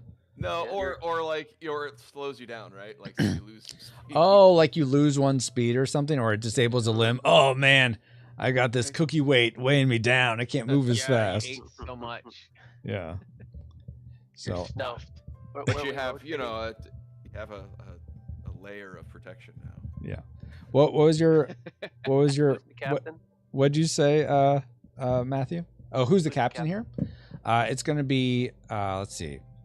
Me, right? Ideally, well, it's whoever's fastest, which is still Drake. I thought we were rotating. Okay. We can do that, but it should be who's ever fastest. Then they can elect not to go, which would go to the next fastest, which would be you in this case. All right. I'll elect not to go this time. Just okay. Just change it up. All right. So, but at Port Powers, let me go ahead and get the. Okay, so he has a 6 speed, and Port Powers. The golem attacks first. The golem attacks first. Yeah, exactly. All right, so only we at got 2. to disable one leg. And we all have to disable a leg. Dang it! Thank you. All right, so this guy's he might be a little tricky. So he has a 14 life. And we all disable a leg. Dang it, but I was going to attack with my legs. Shoot. When do I upgrade my guy? I have a fire and a blue attack. Oh, so you can do that right now. So you just move the little block. Excuse me. Block on your Mageneer card down. Okay. And so now you have you get a bonus. So now, oh man, this is great for the Warlord. You are essentially immune to counterattacks. So every time, so you won't be. I want to provoke him for his biggest wallop. I mean, you could, yeah, and it's not gonna matter for counterattack. So every time you attack, you're going to be counterattacked. It might be both arms if the Warlord or the Junkyard rolls that dice, or it's usually just one. But you won't get counterattacked when it's. I mean, I'm assuming you're the Warlord. When we attack you, or when you attack us, our counterattack to you will be canceled. So yeah, that's frustrating. So that's one less vector of damage you have to worry about. All right. So we have this guy again. Yeah, 14 did that, and he attacks first. He's going to attack the slowest player, who is that? I'm at 14. You're at 18. You're at 20. So he's going to attack you, Nathan. Does it matter the disabled limb? Oh, it does matter. Thank you. So, Nathan, you need to disable one of your limbs. Probably disable the 7, and you can do that. Just who doesn't have a 10? let's see. I need to disable also. Oh, it just disappeared. Oh, it does that. It went underneath. Disabled. It's going underneath. Just leave it. Just leave that. Yeah, it's right there. Stop. Sorry. Take it off. Just extra disabled. Yes. There you go. It's very, very disabled. All right. All right. We all have it disabled. So now, yeah, I have a speed of, let's see, 7 plus my bonus is 12. Let's see. You have a speed of 10, 8. So it looks like he's gonna go for. Actually, should my bonus count here in course speed? Yeah, because it's course speed. Or it's speed, not just the whole strength. So he's still gonna attack you. It looks like, Nathan, first. I love it when he has to consult with the designer. He's like, "Let me consult with the designer." Why that would be me.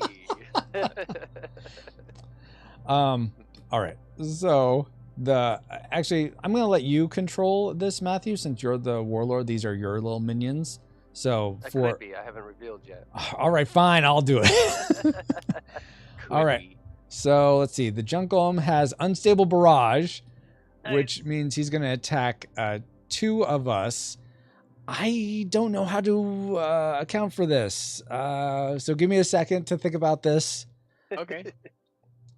I'm going to do it based on location in the corners. So he's going to attack, essentially, he's closest to me and to Matthew. So he's going to attack us instead. It's not in relation to the person whose active turn it is to attack. No, exactly. Right? It would be if it's one of us.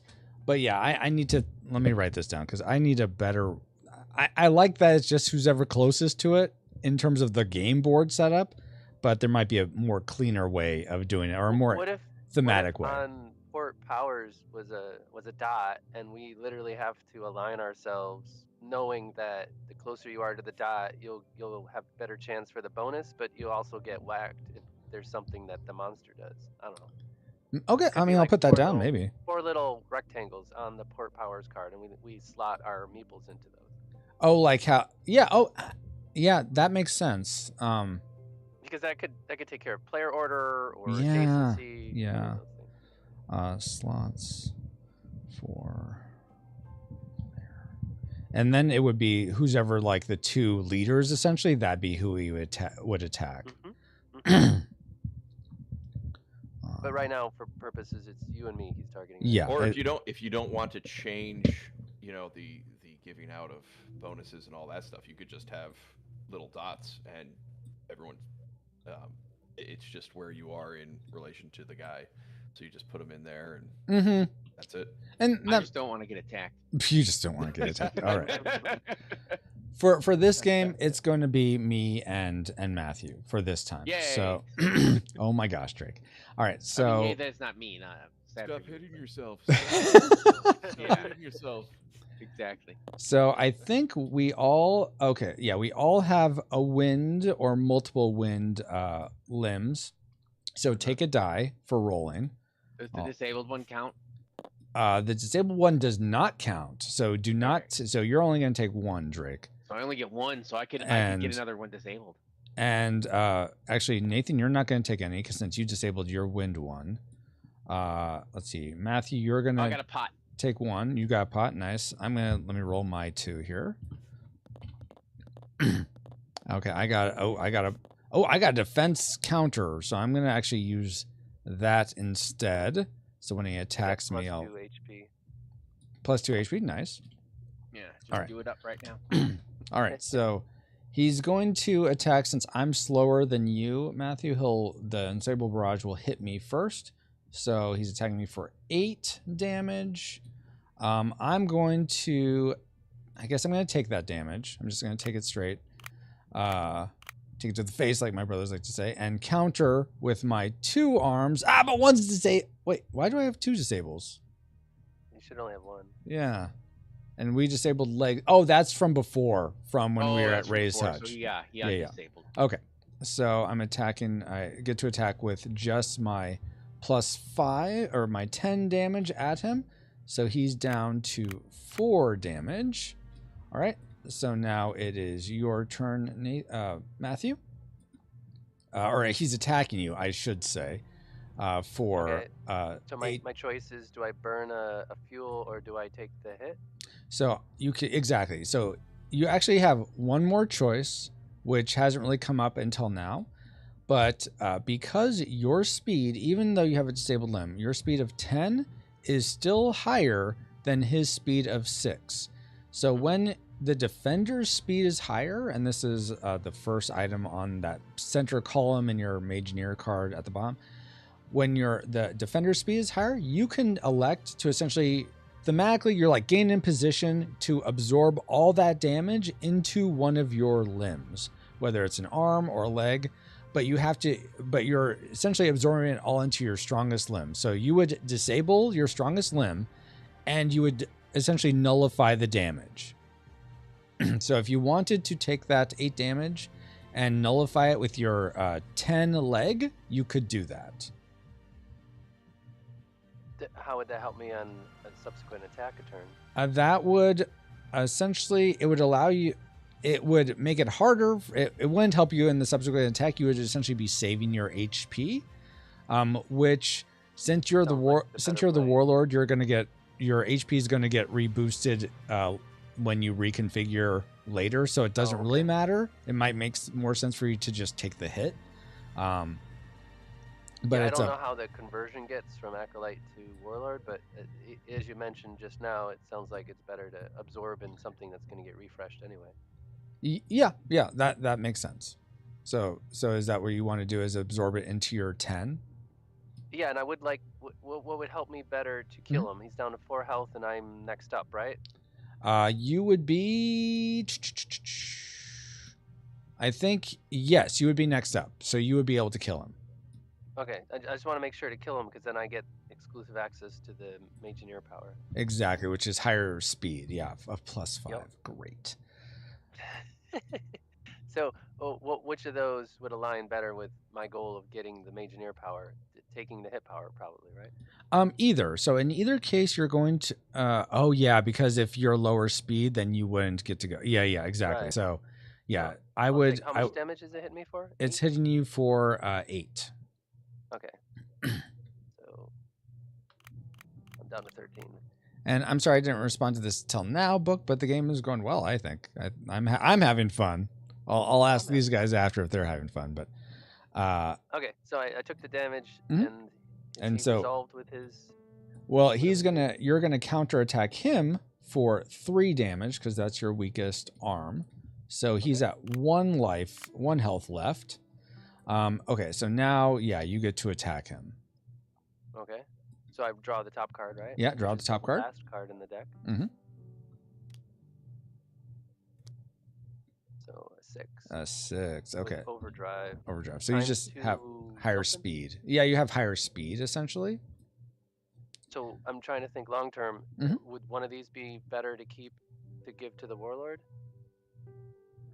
One of these be better to give to the Warlord. Are you talking about your Amplify cards or? If I have a card left in my hand. Oh. When I do the conversion to Warlord, wouldn't it be better to think about which better card to give to the Warlord? Yes, though here's the thing. When we defeated Swift, the next battle, we should have turned in our Amplify cards. So I'm sorry, guys. Go ahead and do that now. That one you got from the Swift battle, go ahead and put back in the stack. Totally forgot about that. I don't remember which one. Okay, then just pick whichever one you don't like. It's What was fine. The Swift battle. The Swift battle was Win First one say in the the game. first one in the game, yeah. The win battle of the game. first one. Where did I put mine? I don't know. I see 3 cards in your hand. Hit H. Hit H to reveal your hand if it's hidden. Yeah. No, I see it. Well, no, this is the one I just got. I don't remember if one of these I had since the beginning. It would have been this one probably, which is a nice card. But Sure. Oh, We trust you you, know. whichever one.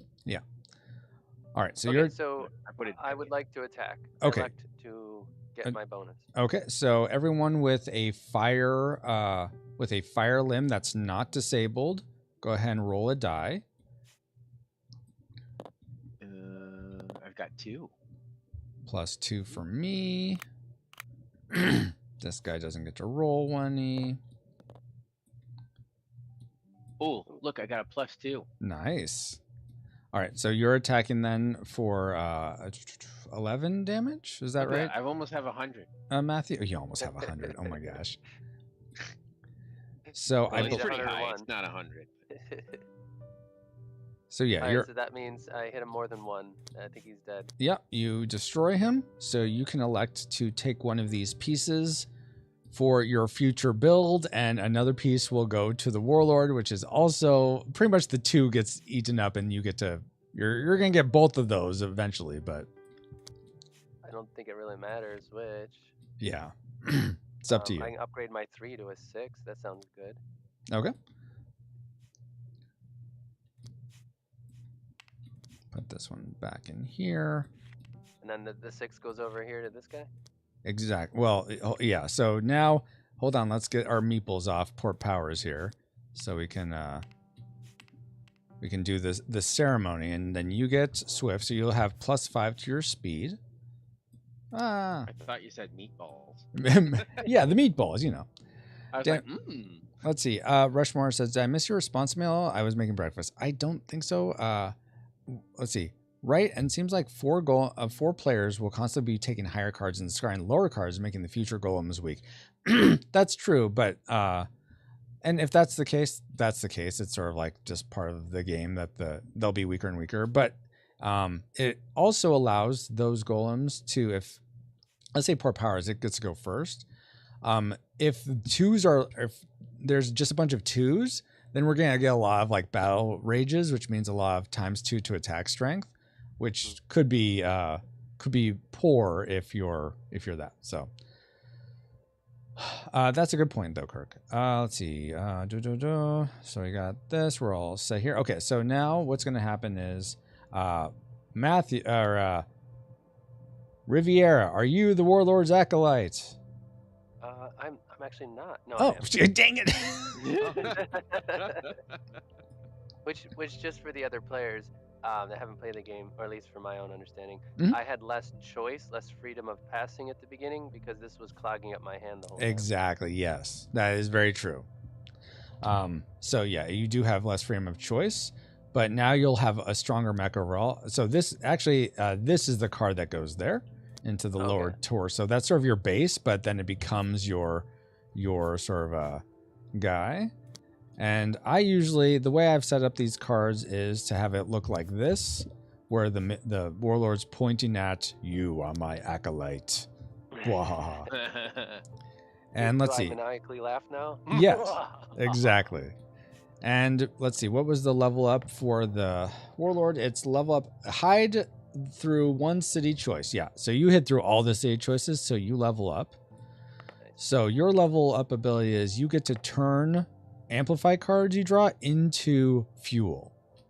And so here's what you're going to do to make your Mageneer. So first off, all your legs have to become legs and all your arms have to become arms up here on the main board. This is when we remove our disabled tokens. Yes, and yeah, we should thank you. Okay. Yeah, remove disabled tokens, put the die back in a pile. Legs become legs. Yeah, legs become legs.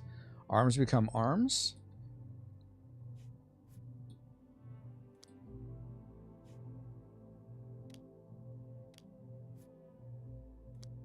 Why did that do that? There we go. And then your little guy will go in the upper torso. So I'll let you do that. All right. And now you get to build pretty much a full one since it was last. So you're going to be building with these pieces that came out to you. So you get to pick whether you want to have you still fall under the rule of the legs have to be stronger than the arms. So you get a third leg that you get to put in the middle, and then you get to do 2 more arms. So well, the arms are what hit, and the speed is how you determine who goes first, right? Yes, in combat, you're always going to go last as the Warlord in combat. Do I get my +5? You do get all those. You get all those bonuses that you racked up before. All right, so this gives me some hit strength too. So, I guess I don't know enough about the game. Should I pick my highest number for feet, or should I pick it for arms? I would pick it for arms. I try to be as balanced as possible so you have higher attack strength. So I think you have 18 now, holding up 14.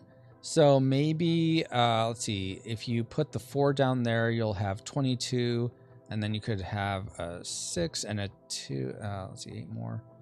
It's gotta have stronger legs than arms, though, right? Yeah, stronger legs than arms, exactly. So I'm not a math whiz like some of you guys. I think you may just have to do this. So the 4 gives me 8+, so I can put a 6 up here. I still have 2 left, so now they're equal. Does it have to be more, or can it be equal? It has to be more. So the idea is your actual torso is the +1. Yeah. Okay. Did you get your plus bonus for? So I don't know if the winning Mageneer was.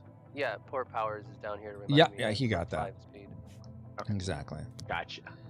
All right. So now you can add up all your HP, and then this 3 becomes your fuel. Also, where's your you had? Oh yeah, you have fuel from down here. Okay. So I don't know. What is this still the right playlist? I feel like been playing the wrong thing this whole time. I had you loop. How dare you? And now the cards from my unspent fuel I can use now too? Yep, exactly. So they'll end up here. And in addition to that, all the cards that the extra card that we all have, you sort of suck into yourself. It was a spy that you left inside all our hands. And so you draw that back into yourself, and now it's fuel for you as well. Okay. So, yeah. And Drake, I'm not sure why you have 2 cards in your hand right now. But one of them... Was there one from the beginning I was supposed to get rid of or something? Oh yeah. One at the beginning. You like are left with 2 cards after you build your thing, and then you would put one back after you build, and now the other one you're gonna give as fuel to the warlord. All right. I probably forgot to put one back. Well, this is the one I got from the last battle we did. Okay. So do I put that one in too? Put that on the deck. Just put that one on the deck, and then give the other one to in there. Oh. I'm trying to put it in, and we both grab. All right, I'll leave. I got it, yeah. Give the other one. Put it up as fuel for right. Matthew.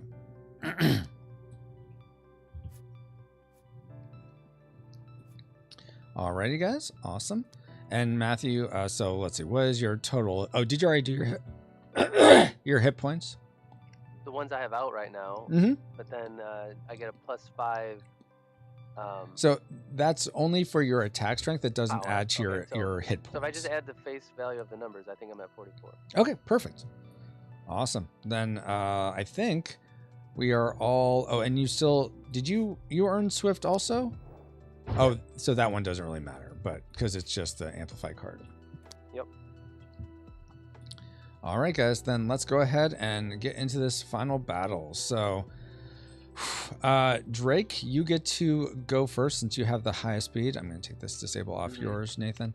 Do you want to attack first? No, I forgot to take my disable off. Yeah. Or do you want to elect to let, let's see, I think it would be me or Nathan, because we're both at 14. Oh, but I have a speed bonus of 4. So you could elect me, or we could let Nathan go first if you don't want to go first. I'm going to attack. Why not? You're going to attack first? Okay. Do the Mageneer card. All right, but the Amplify card, excuse me. Yeah. You're going to absorb the first hail of bullets. Exactly.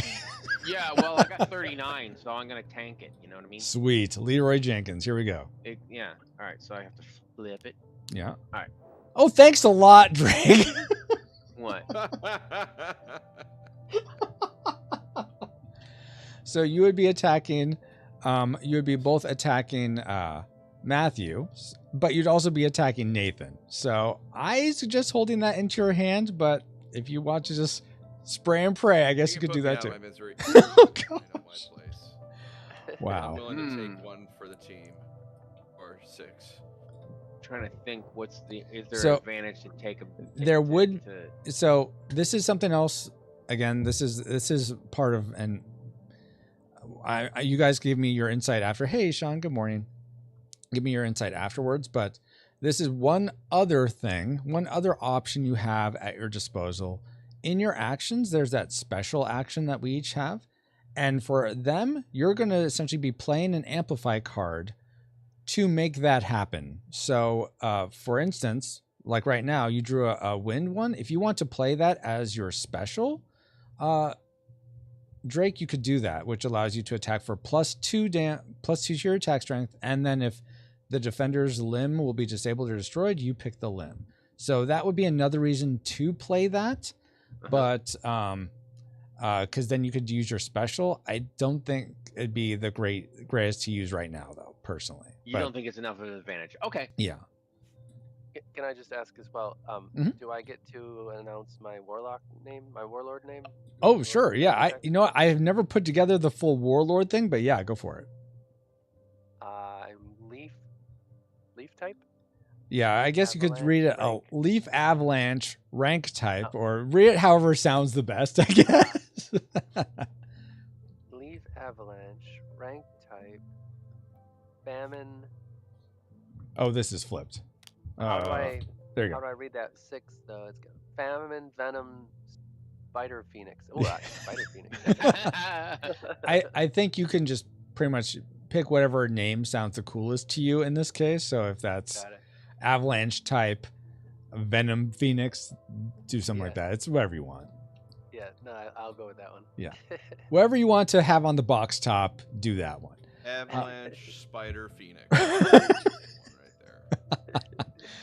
All right. So you're not going to use the amplify card. So go ahead and attack with your. If you're doing an attack, which I assume you are, Drake. And did you ever level up? I guess you didn't level up because you didn't. I did free not to save. level up. Ah, boo. Okay. All right. So you're attacking with. Is that 6 + 8? 14? 12? 2.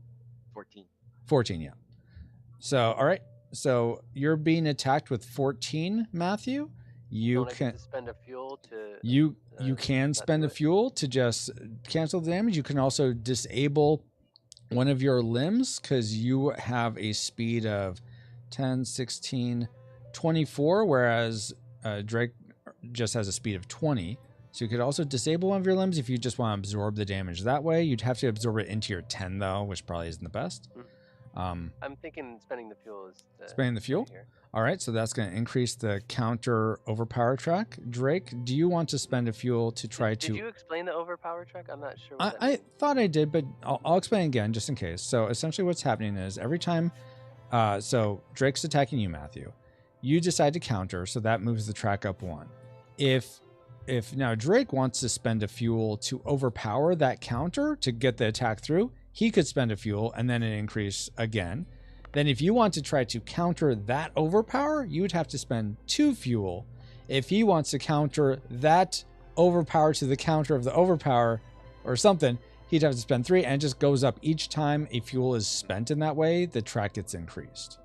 And is it reset each player turn or? It's encounter? reset When is- whenever someone is taking a new action, it gets reset. So I think I think Nathan would go next, so he would, or Nathan or me would go next, and then it would get reset then. And there's no change given, right? If you have to spend 1 and you only have a 2 as your next card. Exactly, you have to use that one. Exactly. Okay. Alright. So Alright. I think back to you. Yeah, back to you, Nathan. Or Drake.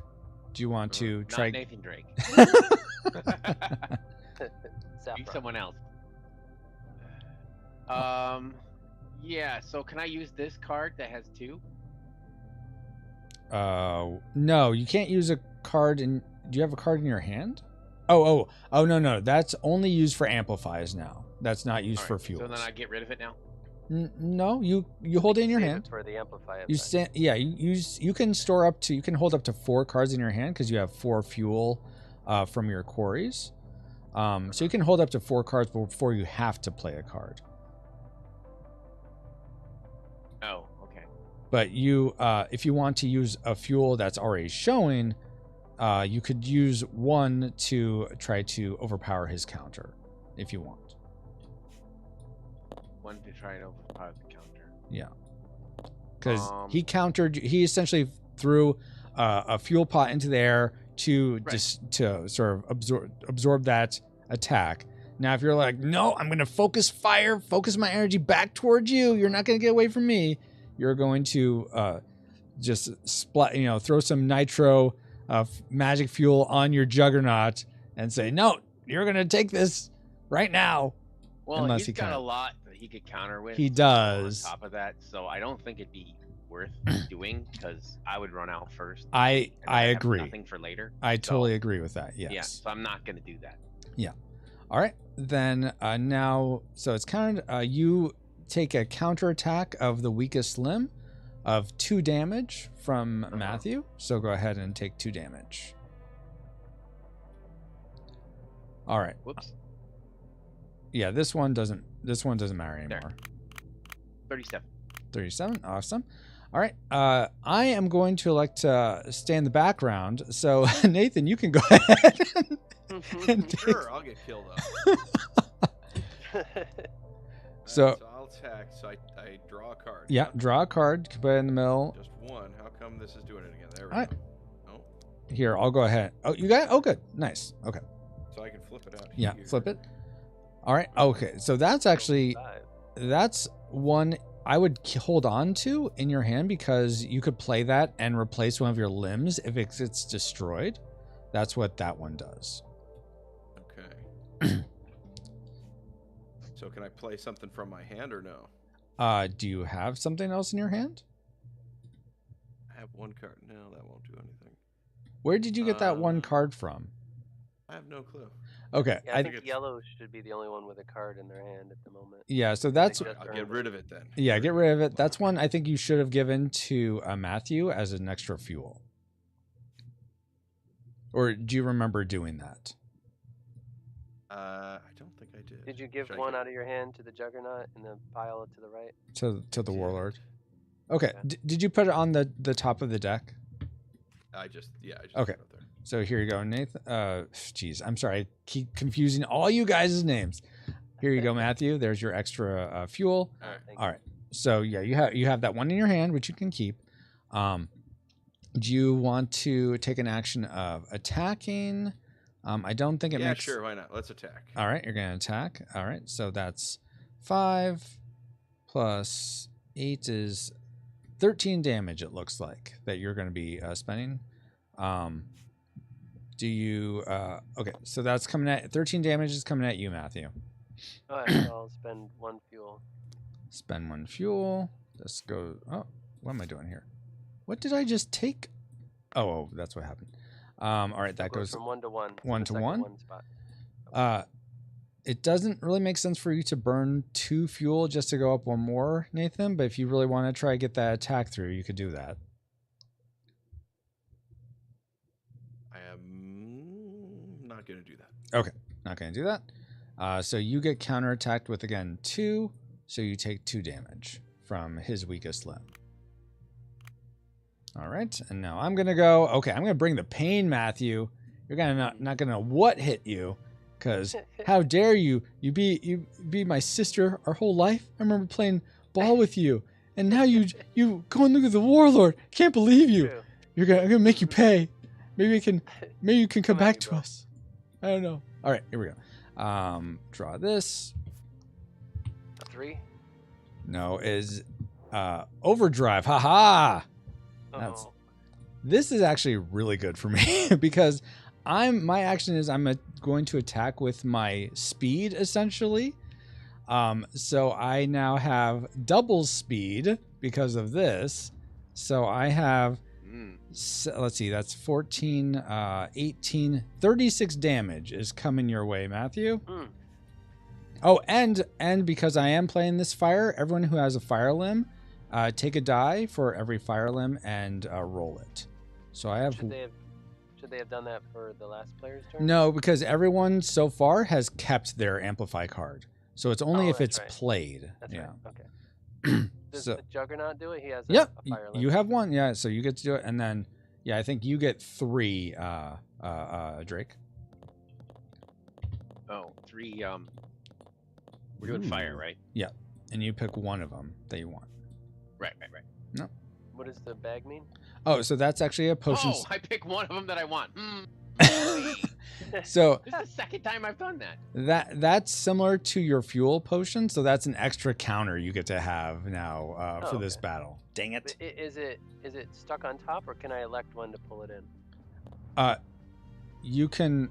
Yeah, no, you sort of when you roll that one, let's say it's convenient for me to add it to the green one to make that a 2. Oh no, it's its own, so you can't add it like that. No. Okay, but in the order the cards are laid out, let's pretend it's in between the blue and the green. I could elect to play it if it got that deep, right? Yeah, you could play multiple cards to do that. Yes, absolutely. So so it's not in the order. I can choose to inject it in the order where I want. Yes. Yeah. Exactly. Yes. Okay. Yes. Sorry. I think I got confused by the question, but yes, you can play that whenever you want. Okay. Yeah. All right. I have this defend thingy. Yeah, which isn't really going to help you right now. So I'm not attacking. No, because it's not my turn. Yeah, exactly. All right. So I'm attacking you for 36, Matthew. 36.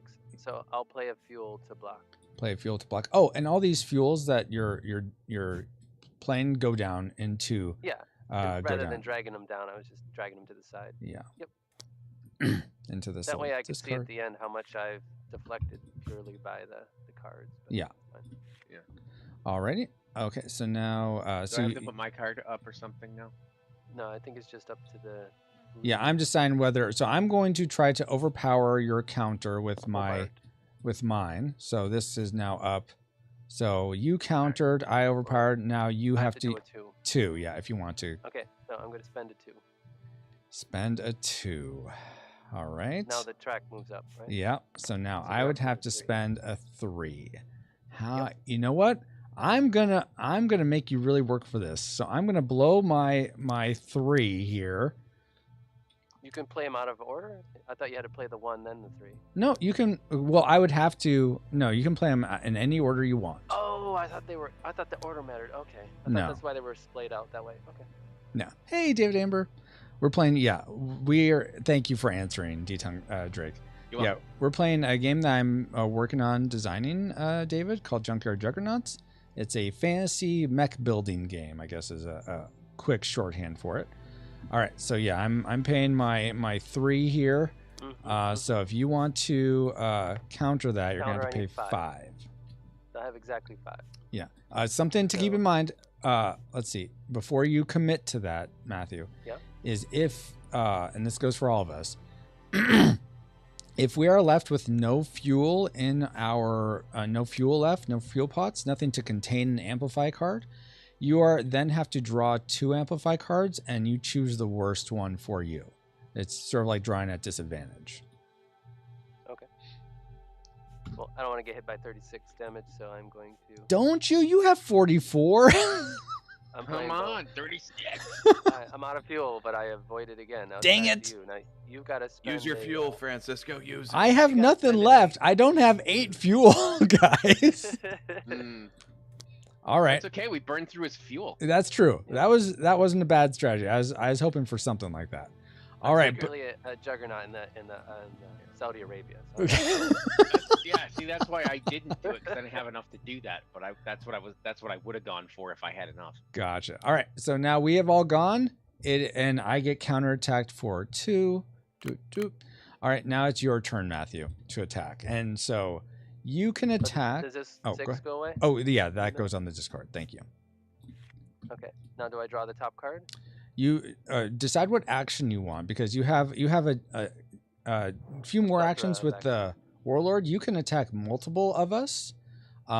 If your speed is, you can attack multiple targets for every target whose speed is lower than yours, which I think is, it might be all of us. Yeah, I think your speed is higher than all of us, 24. So you can attack each and every one of us. I think that's the way to go. So, which attack am I? I'm choosing my Riviera or my Warlord attack. Is that my choice? Yeah, I mean, they're the same, but yes. Actually, no, you're choosing your warlord attack multiple action. Attack multiple targets. Yeah. Okay, so So use go. my normal attack to attack all with and then the speed, and I can do it in any order I want. Okay, so yeah. I'll do that. Okay. So draw an amplify card, or I guess pick a target and 3? then draw an So amplify I draw card. 3, and then I flip the one that I want to do first. You Right? 'Cause if I do oh, a 3 that's a attack, good point, because you don't have fuel. So you draw true, and then you're gonna pick the worst one for yourself. I'll pick the 2. Yeah, that'd probably be the worst one, because the not today is a nice get out of jail free card, essentially a free counter. So yeah, 2. So I'll take that. you'll take that. Nice. All right. So what So, are you do I attacking? do damage times 2? Yeah, damage times 2. Oh my gosh, what is that? All your 5 plus Is it 2. all my arms? All or your just my legs? arms and your plus 5. Golly sakes. 6, 11 times 2 is 22. 19. No, it's actually hold on. It's so 2 plus 4 is 6 plus 8 is 14. 20 times 2 is 40 plus 5 is 45 damage to each one of us. Are you kidding me? Okay. Game over. Well, hold on. Anyone who has a water limb or is the water engineer gets to roll a die. So that may Yay. do something. Do I roll 2 then as well? You will roll 3 actually, because you also count your acolyte engineer as That's right. that's 1. right. Yeah. All right. Well, I got at least 1 fuel here.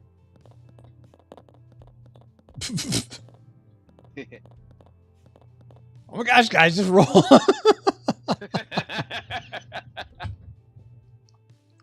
It feels more random to keep it going. Okay. Wow. So do I choose one or two of You both? choose one of them. You choose whichever one you want. I would suggest fuel. That way you're not rolling at disadvantage anymore. But if you just want even more attack strength, I guess you could do that one. Because that's what the +5 one is.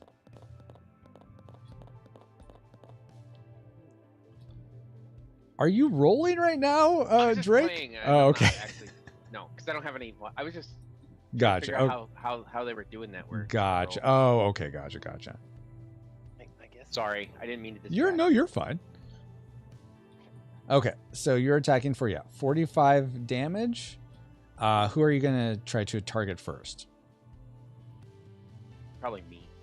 How about 37? Because then I can punch out the person with the most HP. All right. Exactly. All right. So are you just gonna roll over and die, Drake, or what are you gonna do? Hold on. Oh. Hold on, I'm rethinking Oh, this. okay. Okay. I'm thinking about the counterattack, right? Yeah. The fuel. I'm looking at what fuel you guys have. Yeah. Right now, I have Why I saved my fuel. I have the least amount with 2. Nathan and Drake both have a bit more. If he totally takes someone out, though, do they even get a counterattack? How do you mean, Nathan? So if you overpower someone, do they still have opportunity to attack? If he's gonna end up wiping them out. In other words, if he attacks me Oh. with like 47 or whatever it is, Oh, do you get Right. do I do you get get a like chance to counterattack before I go to 0? No, Right. because I have the upgraded ability from Riviera. Yeah, he doesn't get counterattacked. Okay. Right. Yeah. So I'll go with Saffron, the yellow player who's got the red meeple, because I'm looking at the fuel and I think that's my optimal play. Okay. All right. So what are you gonna do? Are you gonna again just roll over and die, Drake, or are you gonna counter? Or Well, yeah. I thought you said we couldn't counter. why You can't can't? counter, but you can avoid the damage if you spend a fuel. I can burn a fuel. To Yeah, avoid you it. can burn a few. Yeah, that's what I meant. All right. Oh, sorry. There's counter attacking and there's like a counter measure. So sorry, Right, that right. is a little Okay. confusing. But yeah, Yeah. you can use a So few. what can I? So write that down, Francisco. Change the Yeah. terminology. Oh gosh. Yeah. So what can I do? Can I do anything with this? Put it down and let me see it. I don't know. I Okay, can't see sorry. it. Okay, so because this has that sword symbol, it can only be used when it's your action. If it had a shield symbol, you could use it now, but you can't use it now because it's just Okay. a sword action. So you put that back in your hand. Your Alright. options right now are to either take the damage and die. That's option 1, or you can burn this fuel or the 3 fuel. I wouldn't do that now, but burn this Right. fuel to then Spoiler try. alert, you're going to be burning the 3. Yeah, burn the 3. No. No. You burn the 1, then I burn my 1, and then you stay alive by burning your 3. I mean, Yeah. yes, eventually would do that. Right. Yes. Yeah, because that's what I'm gonna do. Okay, Okay, but you that's may all I'm elect gonna do. not to burn your fuel to. Oh, you are going to do that? Okay. Yeah, I want that 3 gone. All right. That So feels it's up to pretty- 3 now. All right. No, I'm gonna do that. Okay. So you're burning that and I one? have no more fuel, so I'm rolling at a disadvantage, but now he's blocking it. Yeah, he's blocking it. Okay. So That's now that, he's right? going to roll at a disadvantage. Yep, so that's reset. All right, who are you going to attack next? Same attack, right? Yeah, same attack, 45. Yep. Got it. Okay, so then let's go with Hobart, Hobart. Okay, I'm going to counter it with this fuel that I rolled. which I have none to counter. Yeah. Okay. All right. And I'll go for Malcolm. All right. Nathan, are you going to burn a fuel? What are you going to do? Yes, I will burn a few. Okay. So that goes back right there. Alrighty. So, and you can't counter. All right. Now it is back to Drake. Attack. Attack. All right. That's Ye- right. That's pretty much my only option. Right? Mm-hmm. So you're going to draw at disadvantage. So you Alright. draw 2 amplify Alright. cards. What about Does this this- card? Does this Since red you card said I go could back do to it when the I'm pile? attacking. No, so we can't. Those are just going to go back to the quarries because we can't Yeah, you use can't them reuse for them. amplifies. And that's what Oh, this is for. Got it. Let's Can I see. use this or not? You can Actually, you should have. Yes, go ahead and use that. I don't really have a way of what to do if you have a card in your hand and you've burned all your fuel. It should actually just go away. But yeah, go ahead and do that and draw one more card and pick the worst of the two.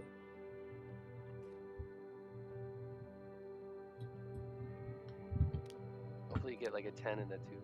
Why does it keep not playing my playlist? I say loop through the playlist. Come on Okay, now. so I don't know what's the worst here. Probably Ooh. the 9 is the worst, right? I think 10 because then he loses. I don't know. His choice, Destroy or your does he get a strongest choice? limb. Here's the thing. I think Or 10 is the attack worst player to left and right. because 9 will attack the warlord, which is good. And then, but you're not attacking right now. Oh, you are attacking right now. Yeah, and I am attacking. it would also hurt Nathan. That's you know what? That's a coin Disadvantage. toss. Does that mean he gets a choice or doesn't get a choice? Here's the thing, Warlord. I'm going to let you choose because I'm not sure what would be in your best interest in this case. What was your question, Matthew? If he's drawing at disadvantage, Mhm. it sounds like there is no disadvantage. He gets to draw 2 and pick. No, he put one down from his hand. That's like essentially Okay. his draw, and then he drew one other one. So let's draw have one other one, or do we draw 2 other ones and pick the lesser because of his disadvantage for fuel? So the reason it would normally be 2, but he had Okay. one in his hand that it should have gotten That rid kind of. of nullifies the disadvantage in some sense. I guess for now, yes. Ideally, in the future, if you give up your last fuel and you have a card in your hand, that card immediately goes in the discard. So this is Right. just an outlier that happened to happen. So And the 9 makes him attack both me and the player to his right? to his left, yeah, exactly. Yeah, Well, I'll go with the 9. The 9? Okay. All right. So go ahead so the 9. So everyone who has a wind limb, go ahead and roll a die. So I roll 3. And I roll 2.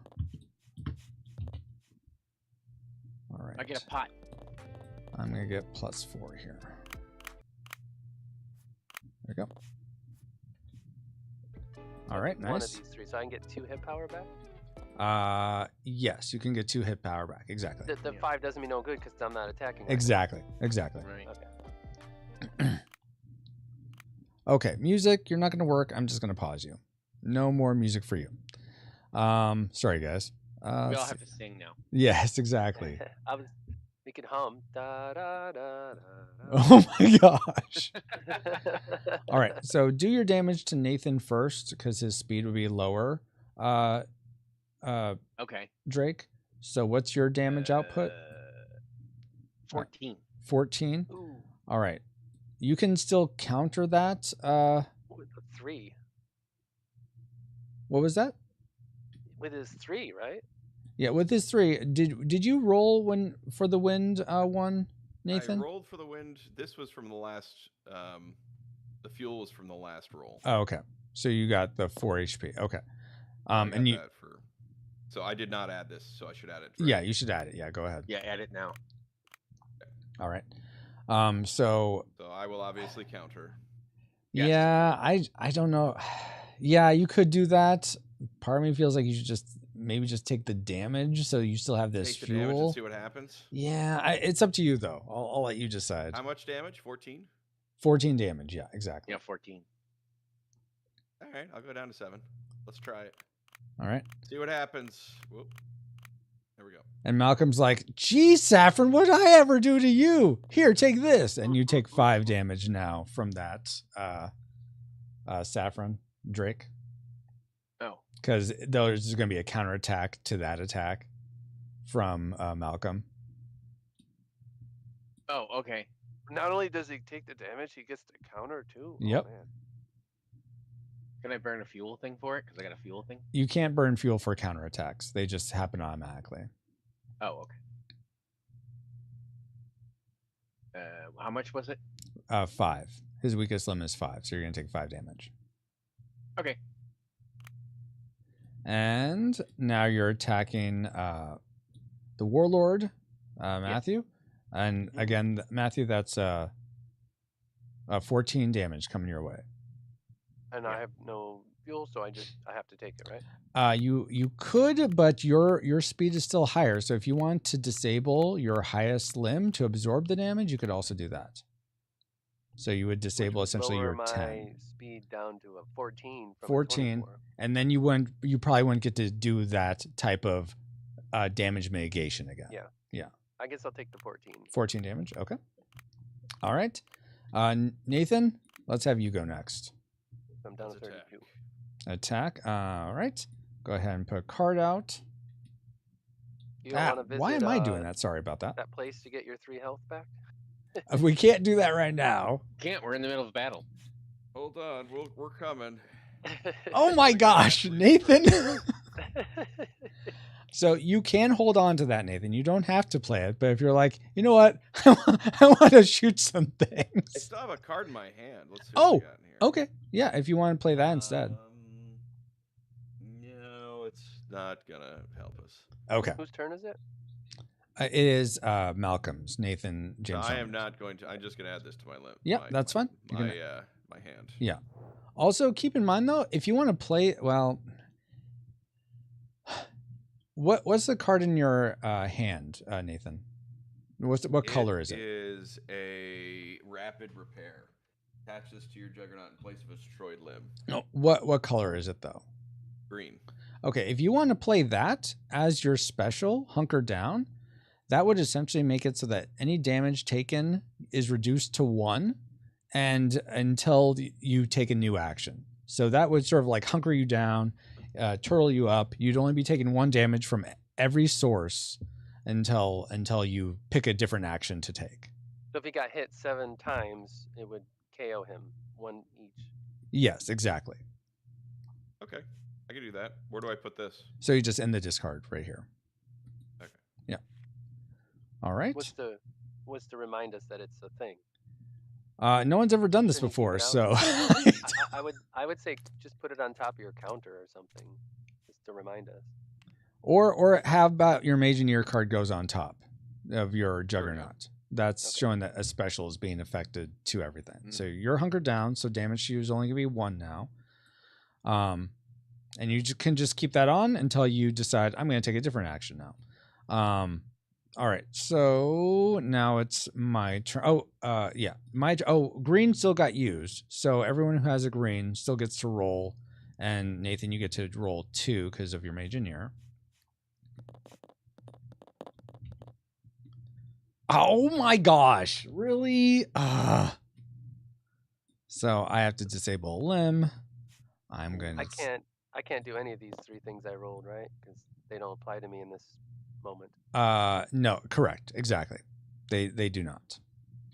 All right. But it's better than getting a limb disabled. way to rub it in, Matthew. All right. Well, we'll see how you like this when I disable your face with my attack. Yeah. Yeah. All right. So let me draw a card here. Let's see. This is I'm gonna keep. Wait, I can't hold on. Oh, wait, can I hold on to that? Yes, I still have one die. Yes, I'm gonna hold on to that one. It's essentially a free counter, is what that is. That can't be countered or overpowered. So your time has come. All right. So we have 18 damage. I'm gonna be kicking you with because I'm using my legs as the action. So yeah, 18 damage. 18 damage. So my choice is disable my 10 or take the 18. Let's see. My speed is 18. Yeah, then yeah, exactly. So you could disable your 10 or take the 18. Okay, and if I take it to my HP and I leave that open later, is there any card or mechanic that would defeat that, or can I really bank on that in a future turn disabling my 10 to avoid the incoming damage? So you can always, if you get, let's say you get a fuel from a roll, you can burn that fuel to enable all your limbs that are disabled. So you could conceivably get that 10 back. There is also, I don't know if it's in the deck, we'll need to reshuffle, but there is a get all your HP back card. So there is that too. Does that answer your but question? there's nothing that I can bank on the fact that I could always disable a limb. There's nothing that can bypass that. Oh, it's a yeah. surety, right? As long as your speed as the defender is higher than the Okay, attacker's great. So speed, I'll take yes. the 14 Yeah. damage. Okay. I wanted to know if there was a risky. There's no risk. I can always disable the limb later. Okay. Yeah, exactly. For now, yeah. All So right. I've done 18. Fine. All right. Good. That's right. That's for putting bubblegum in my hair when we were 3. Now is it my turn? To bring the pain? Yes, it's your turn. So I could still use my attack, everyone, because my speed is still more than 2. Yes. All right, and I'm at a disadvantage, so I take 2 cards. Yeah, There's only and 1 in the deck. I'm gonna reshuffle this. No, it's gonna reshuffle. Yeah. Right, so I get the last card and then whatever the new. Yeah, whatever. Yeah, let me just reshuffle first. put this here. Shuffle it. Okay, go for it. There. Okay. And I guess we since we're Take a against 4. you, we could pick as a team what we want Okay. you to choose. I guess that makes a lot more sense since we're at odds. Yeah. Sure. So definitely not the fairy aid, probably the unstable barrage, but you're attacking all of us, so that doesn't really matter. You're still attacking us all. You attack For yourself. 9 more damage. No, it doesn't add. It doesn't add to the. This card doesn't add to it. Nice try though. Attack yourself. Stop hitting yourself. It's like Oh my confusion in Pokemon. Yeah, exactly. Yeah, so Right. All right. So everyone who has a green one, go ahead and roll a die. good because I get to roll 3 dice. Nice for you. Okay, +2. Why not +3? Ooh, I get a bag. Oh my gosh. Of course you would. And Nathan, you get to do 2 in case you didn't. You get to you get to roll 1 more, Nathan, since you're Hobart. You have innate green magic. Yeah, go for it. And none for you. Yeah, just grab one if you need to roll one. Nice. Oh, +2 to your HP. Nice. All right. So who are you going to attack first, Matthew? / Riviera. Let me attack yellow saffron. He's got a die. Oh, he just got one. Nuts. Yeah. You all have one. Mm-hmm. I guess I'll go with Malcolm first. Alrighty. Yep. So you're attacking for 4. As I recall, I'm still hunkered down, so Yep. you'll only do 1 damage. That's true. I mean, I couldn't have told. I should have not said that. Unless you burn a thing and then you take 0 damage. Yeah. What a deal. Okay, so then you take 1 damage. All right. Okay. There you go. Next, big I move. get. It doesn't really matter.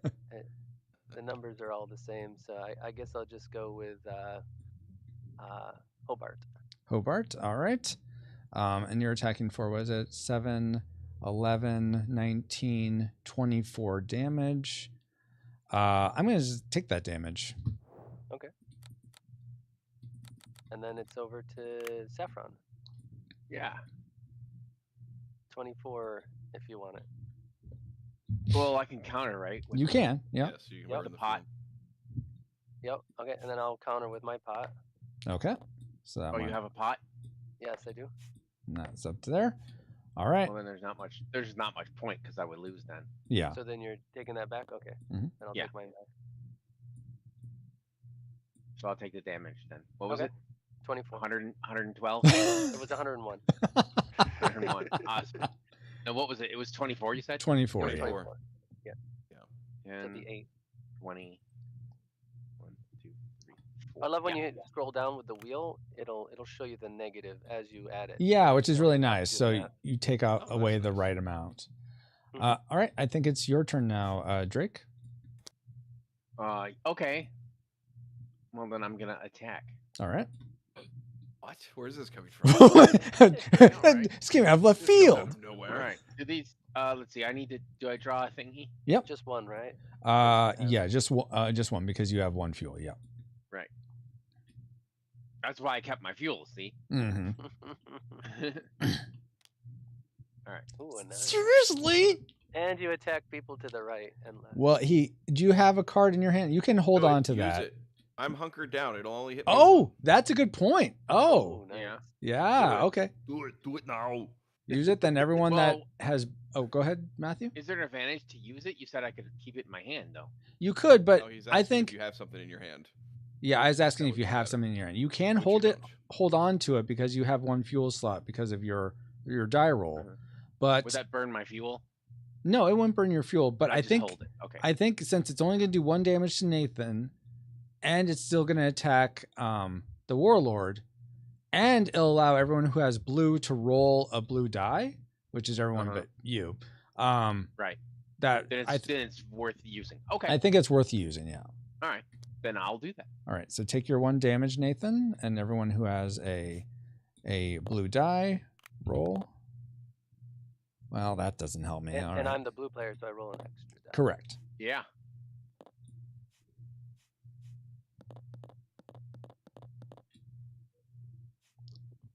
Guess I'll take it back. No, you want this disable on the 10. I think that's the one you want. I was confused. Oh my goodness. Did you roll for you, Nathan? We get to pick, right?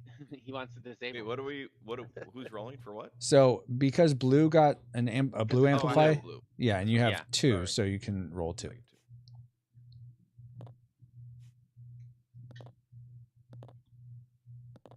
Oh, sorry, I'm trying to roll. Hold on, none of that counts. There we go. There you go. Got them both. All right. All right. I So- can grab the fuel, right? Yeah, I'd probably just take the fuel. All right. So how much damage are you attacking Riviera with? Sorry, hold on. This just fell over when I put it on the thing. There we go. I think we will actually finish this game. My wife is asking if we're actually going to finish this time. Well, technically, we have 8 minutes, so you should just probably continue going. Well, probably yes, if they're able to do it. So Drake deserves to finish. I think we're almost done here. But so He deserves Yeah. to finish a game. 14 damage coming your way, I believe, Matthew, from Drake, from 14 Saffron. damage. Well, I can take that. Oh my gosh! All right. Yeah, he can. All right. Okay. Nathan, are you going to stay hunkered down or do something else? I'm not staying hunkered down. I'm going to attack, All right. All right. and I'm going to only take 1 card, maybe, if we can manage it. There we Yeah. go. I don't know what that's all about. What's this? I might hold on to that unless because you're not really hurting for fuel, so I wouldn't burn that. Or I wouldn't use that, I should say. I'd put that into your hand. All right, so I'm going to attack him. Okay. For Which is 13, what? I think. 13. Yeah. Yep. All right, 13 coming your way. Can't take that, can you? Matthew. No, but he can disable. still, Oh, can't he? dang it. That's true. Yeah, he I can does. disable, but I can just drop one of these little bags Yep. and avoid it. All right, so Yeah. that's 1 counter. Okay, and then I will see your little Oh, bag. you got. Oh, hold on. I put didn't my realize little you bag. had to- Hold on. Oh, okay. Oh, you did not see I thought I was his? getting rid of your 3. I thought I was getting rid of your 3. Oh, okay. Let me think. I could disable my 10, Mm-hmm. and I lose that speed advantage. It's only 14 damage. Right? 14? Yeah, but you have 4, so you Or- can't or take anything health, more. So No, I know. Oh, okay. Yeah, it's Um, only 14 damage, exactly. But I mean, we can see what's gonna happen. I would put 1 out. He would put 1 out. I would put a second 1 out. Then he would have to put 3 out, Mm-hmm. and that would burn his 3, and he would be left with 1, and I'd be left with none. Correct. Rather than disable one of my feet. Mm-hmm. And I can still disable my foot on your turn when you come around.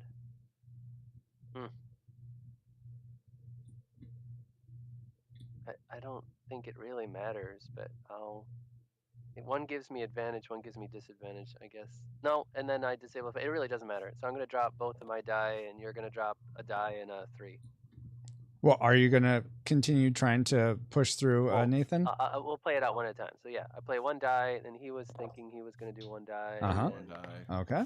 So now it's up to, let's see. So yeah, You do wait, another let me, one, I do another one. die.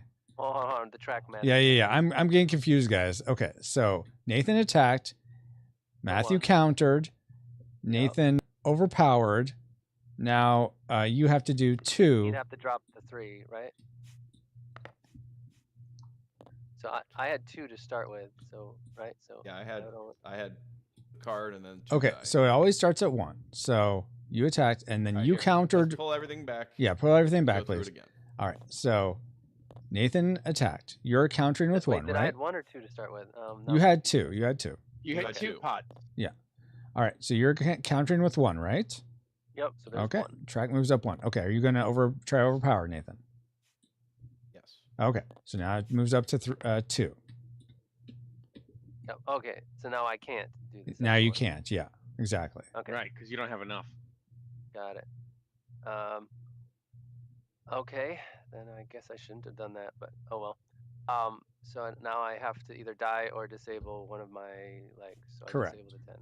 Do you want to take that back? Do you want to just I disable would have, instead? yeah. I saw it playing out differently. Okay. Are you okay with that, Nathan? It's up to you. I mean, I'll keep it as is unless you're okay with it. No, that's fine. We can go back. Okay. Okay. So Yeah. I disabled my leg. Okay, disabled your leg. All right. So you absorb all that damage into your leg. Like, take it into the shin. Okay.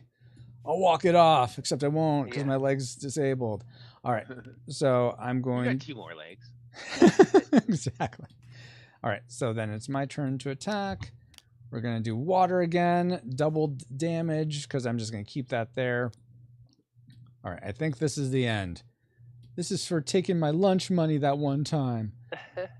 All right, so my roll. So everyone who has a water can roll a die, and 1 extra for you, Matthew. Yep. Not that. Roll, Francisco. There we go. Well, that doesn't help me. All right.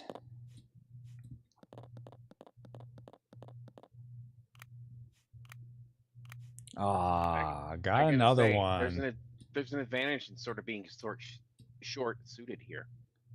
I guess. I mean, you don't have to worry about disabled. If you have multiple, right, of one kind, then you have a choice in case you get like 2 bad, one bad one, 1 good one. You have a choice. And if you only have 1, then you don't have a choice. So and you get hit with a negative. Yeah. Yeah, that's true. But then you don't get as many rolls if you have multiple ones. Right. I don't get any roll, but it's not a negative or a positive. Yeah. All right, so I am attacking you, Matthew, for... Okay, so I have 3 dice, so I just got 1 from this turn, so I'll drop 1 to defend. Okay, I'm only attacking you for 5. You know, that you might live, maybe. Yeah, maybe not. 5. 4. 5 is greater than 4. Oh my gosh. Okay, so you drop 1. Yeah. Oh gosh. Okay, guys, I'm doing this for the team. I hope you're grateful. So Yes. I'm going to... Actually, no, you know what? I'm sorry. I'm going to use this not today card, which means you can't counter it. I'm overpowering your counter, and you would need another 3 to counter that. I only have 2. No, I mean you'd need to play another 3 card to counter it. It's like How would the Juggernaut have any cards? Right? I've never had any. You should have started the game at the beginning with everyone else.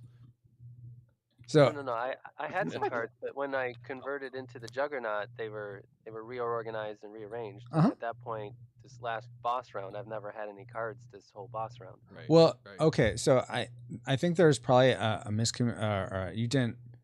I'm sorry, I didn't explain this well enough. So whenever you have fuel, you can hold that number of if you don't want to play the amplify card when you play it, you can hold on to it.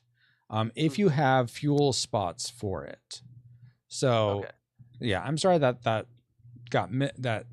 I probably didn't communicate that very well. So I'm sorry So about that. when I was drawing at disadvantage and you guys were choosing for me, once you guys chose, I could have drawn that into my hand and not taken the effect. No, the whole reason you were drawing at disadvantage is because you didn't have any fuel, and then therefore I wouldn't have a hand capacity. exactly. Yeah, your number of fuel pots So is since your I've hand been at capacity. 0 hand capacity, I haven't had a chance of having any cards. Correct. Yes. Okay, Yeah. so I don't have any cards. Yes. So Okay. Yeah. I think I have no choice at the moment. I have Yeah. no cards and 2 bags, and you say I need 3 bags. yes. So that's end of game. So you take the damage, but I do have this one like cling to life mechanic where essentially I'm going to draw a card, you're going to draw a card, and if you have the high card, you cling to life and you have 1 life left or 1 hit point left. Okay. So do you draw here first, or do I draw first? I'll draw first. Why is there a quarry All card? matters. Quarry. know. Somebody put that we back in the deck. That's why. We don't know how it matters, but ultimately it matters who draws first. Okay. Oh, okay. So, Because inherently, odds are one of these is higher, and whoever drew first got the lower or the higher in the random order. well, It doesn't matter. It's here, still I'll let you pick. You can pick which card you want to flip, and you can have that card. I'll say I got this card. Okay. All right. I got a... Dang it! All right. You cling to life. You have one life left. Oh. Good job. One life to torment us as the warlord back still. in the deck, or it goes in the discard? I think it should go in the deck, and then we'll shuffle it. Okay. Yeah. All right. Does that mean the Juggernaut gets another turn? Yeah, you get one more turn One here. life? It's your turn. Hold on, I gotta increase. He's gonna my take hits. us all out. I gotta increase my hits. Oh, you already got my health. Okay. Yeah. Well, I don't think I can do the hit everyone because I only have 14 speed. And Yeah. that's not Yeah, you're not higher, so you pick one of or us. something. I have to only pick one of you. So I have one fuel. Drake has Saffron has one fuel, and Hobart has 5. So Hobart's in a good place. Still, I would think the advantage would be to hit the I'm person who sorry, has Malcolm the has lowest 5. Thank you, Nathan. person who has the lowest HP. Probably. So Yeah, that'd be which Drake. happens to be me. But Yeah. How many fuel does Hobart have? Hobart has just one. This card here. One fuel. Yeah. So I play one, you play one. I'd have to play 2, so I can't. Yes, unless I roll everyone gets a die, card, I Dale. can't. The 1 HP max mechanic, exactly.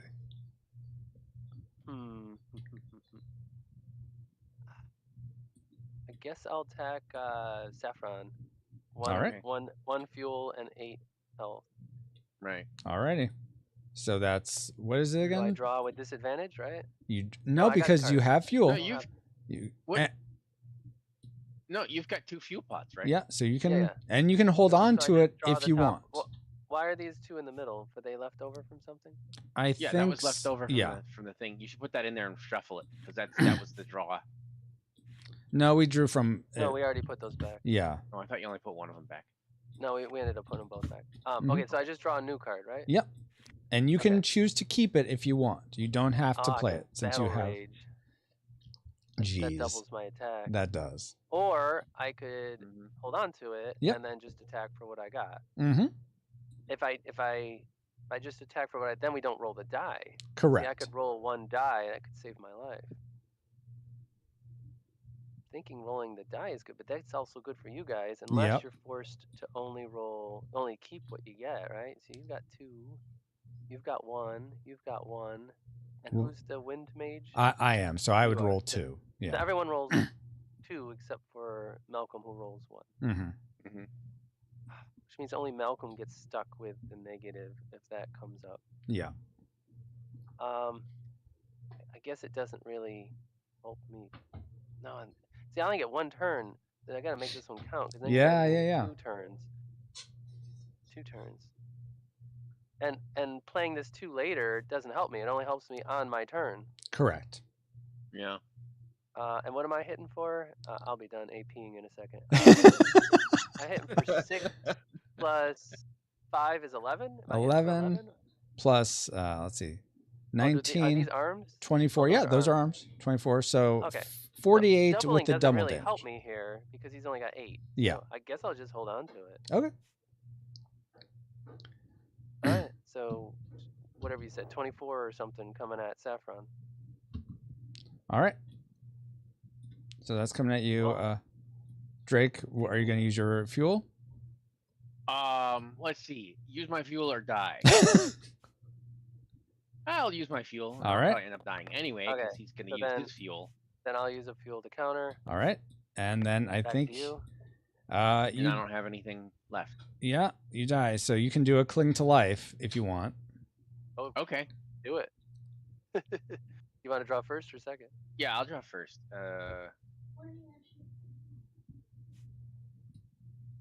Where'd it go? I'm watching the video. It's still at 8, so you haven't drawn Okay. yet. Oh wait, hang on. I hear you highlight it, but I Yeah. Is it not working for you, Drake? No, I'm trying to get to take 1. Press T or something. If you use the scroll wheel, if you have a scroll wheel. Yeah. I did the scroll wheel to get it to 1, but Oh, you got cards in your hand. yeah, this see is the it. symbol. That's Okay. it. There you go. Oh, Okay, 3. I have to beat a 3. Yes. Okay. All right. Sorry, Drake. You are out. no. Saffron! You were always jealous of her, weren't you, Riviera? With her 2 eyes. You couldn't stand it with your 1 eye. That's all right. I did what I was Yeah. You know, you burned a thing. that's what I was doing. I was well, not all that, but I was tanking the damage. Yeah, That's yeah, my you whole were. turn. So now it's back to All right. one of you two. Go for it, Nathan. All right, I'm attacking. Okay.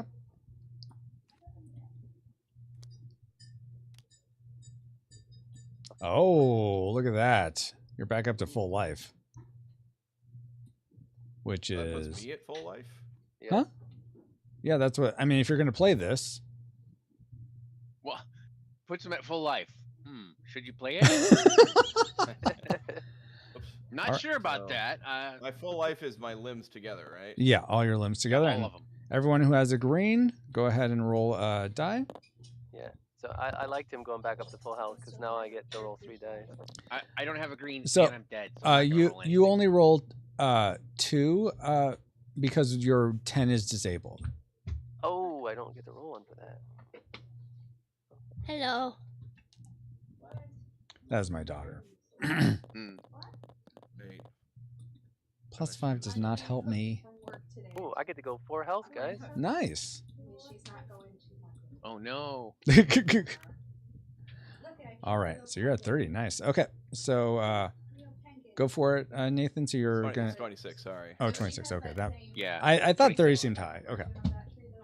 And hold on, I gotta roll one here. Oh, okay. It's Oh, green, 2. right? You rolled 2 because you're a green also. Yeah, you rolled 2. And her coworker got her. Oh. Ooh. Oh, Okay. I was hoping it would be another disabled. So close. All right. So that is 11, 13 damage, I believe you're doing. Now, can I disable a foot because I have more speed? Let's see. Your speed is 14. His speed is 15. No, I have so a plus 5, right? Oh, yeah, that's right. You do. Yeah. So you could disable another one. Yeah, Well, it's 13. Otherwise, I'm not going to live. Yeah. I'm going to be doing that top card draw. So, So the top card draw is only meant for one time. You only get that one. You only get to try to do that Oh, once. No. Well, then I definitely have to. Okay, there goes my other limb. Alrighty. Now it's my turn. Let's see if I can do this. All right. So we have. I'm going to attack with my legs. We'll do. Listen, before you do anything, Francisco. Yeah. For saffron. Yes. For saffron. For Do saffron. it for saffron. It's for saffron. Oh, okay. All right. So it's 14, 18, 36 damage because this doubles my legs, which I'm attacking with. Wow. 36. 36, so I can use one of these little baggy things. Mm-hmm. But I'm going to use my last one as well. So, okay. So you used one, and then I used one. Yep, I have none left, and I can't do top card draw. I don't think I have any other play left. Yeah. We defeated the warlord. Saffron was sacrificed. But Riviera, we will remember you. But alas, me and Malcolm will continue to rule Galmany and do it Good. in memory of Saffron. All right. But thank you guys so much. Good job, Matthew, palling That was the good. warlord. That was really impressive. All right. I know we are like so long, so I will. Actually Hour and only a 10 half, minutes you know, over, whatever. So. I know, but I've been keeping them That for was an hour 3 and a half. hours, so. But they signed up for it. I will try to make this really quick. I'll just ask some basic questions, and then you guys can tell me if you want to stay for comments. You can. Did I hear that someone had This to is the go most though? valuable for you, so I'm happy to stay for you. Oh, thank Yeah. you. Give you all my notes.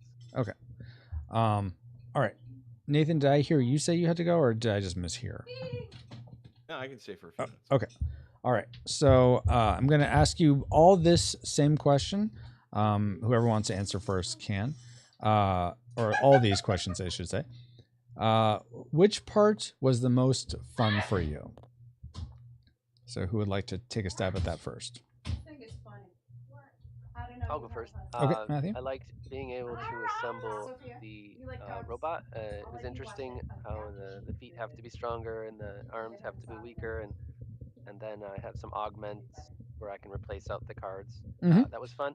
Also, equally as fun was trying to convince all of you that I was not the Juggernaut or the Warlord by mispronouncing it and aligning myself with you and jumping on other players' actions. So I don't know if I succeeded, but that was also fun. I mean, Well, yeah. it worked because you held out the longest on Yeah. that, so it actually Yeah. did work. Yeah, really.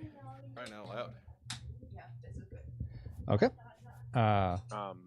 Drake or Nathan? I'm gonna say kind of the same thing I did last session that we didn't They let you stream do that it. or anything, but Mhm. Lots of fun. I think the combat was like my favorite part. Okay.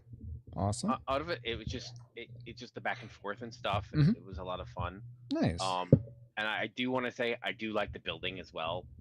That's really really cool. It's just slightly under the combat part as far as enjoyable for me. I know, they're screaming. I'd agree with that. The combat is quite fun. I think it's dynamic. I think it works Yeah. well. It's well balanced. You made your notes. I think that the main thing was some of the terminology that you had that was the same. Mm-hmm. Counter was and the counter. word And also counter. that- Counter the counter. Yeah. Yeah. So I think one of those needs to change. Okay. Because that was confusing. That got me at least twice. That totally And, makes sense. Yeah. Yeah, but other than that, I thought it was good. It moved quick enough, and it had enough variety in decision making. Awesome. All right. Which aspect? Thank you guys. Which aspect did you not like or wasn't working for you? I have one. Okay, yeah. The part that I guess I didn't like or was confusing was when we're supposed to put the cards back into the deck, because I noticed like several of us were like, you're like, how do you have a card? Well, because you didn't tell me to put it back. Yeah. And I didn't know that, so that also would have maybe slightly changed my strategy, because I'd be like maybe trying to hold on to cards for like later plays, Mhm. but you can't do that, and I didn't know. So that was a little bit like, I don't know, frustrating is the right word, but it was a little bit, Yeah. like, oh, I couldn't. Yeah. know, So clarity I thought I over. could do something and then I couldn't, and it's just a perception issue on that. Or keeping. Yeah, So the hand usage to jump onto that. The Mhm. hand usage Yeah. is a little, at least for a first-time player, a little confusing. Because at first Okay. I put my hand, and then I got to put it down, and then I got things I can hold on to, and I do like how the same cards do all of the things. Uh huh. And Yeah. obviously you can't change that. I don't like games where you have 12 decks, right? So I do appreciate that. Mhm. But I don't know if there's like a way to have like in each like when you're in each like a little cheat card, right, that says in each phase here's how you can use your hand, Mm-hmm. right? Because at one point I was like, wait a minute, can I use this card in my hand or not? Mhm. And when can I use it? Gotcha. Yeah. Not. Yeah, I had to ask that every time. I'm like, can I use this card now? Because at first I was like, well, I'm gonna hold that for later, and then I was like, oh, I wasn't supposed to do that. Yeah. And then it was like, so then after that, I was like, every time I was like, well, should I use this now? Yeah.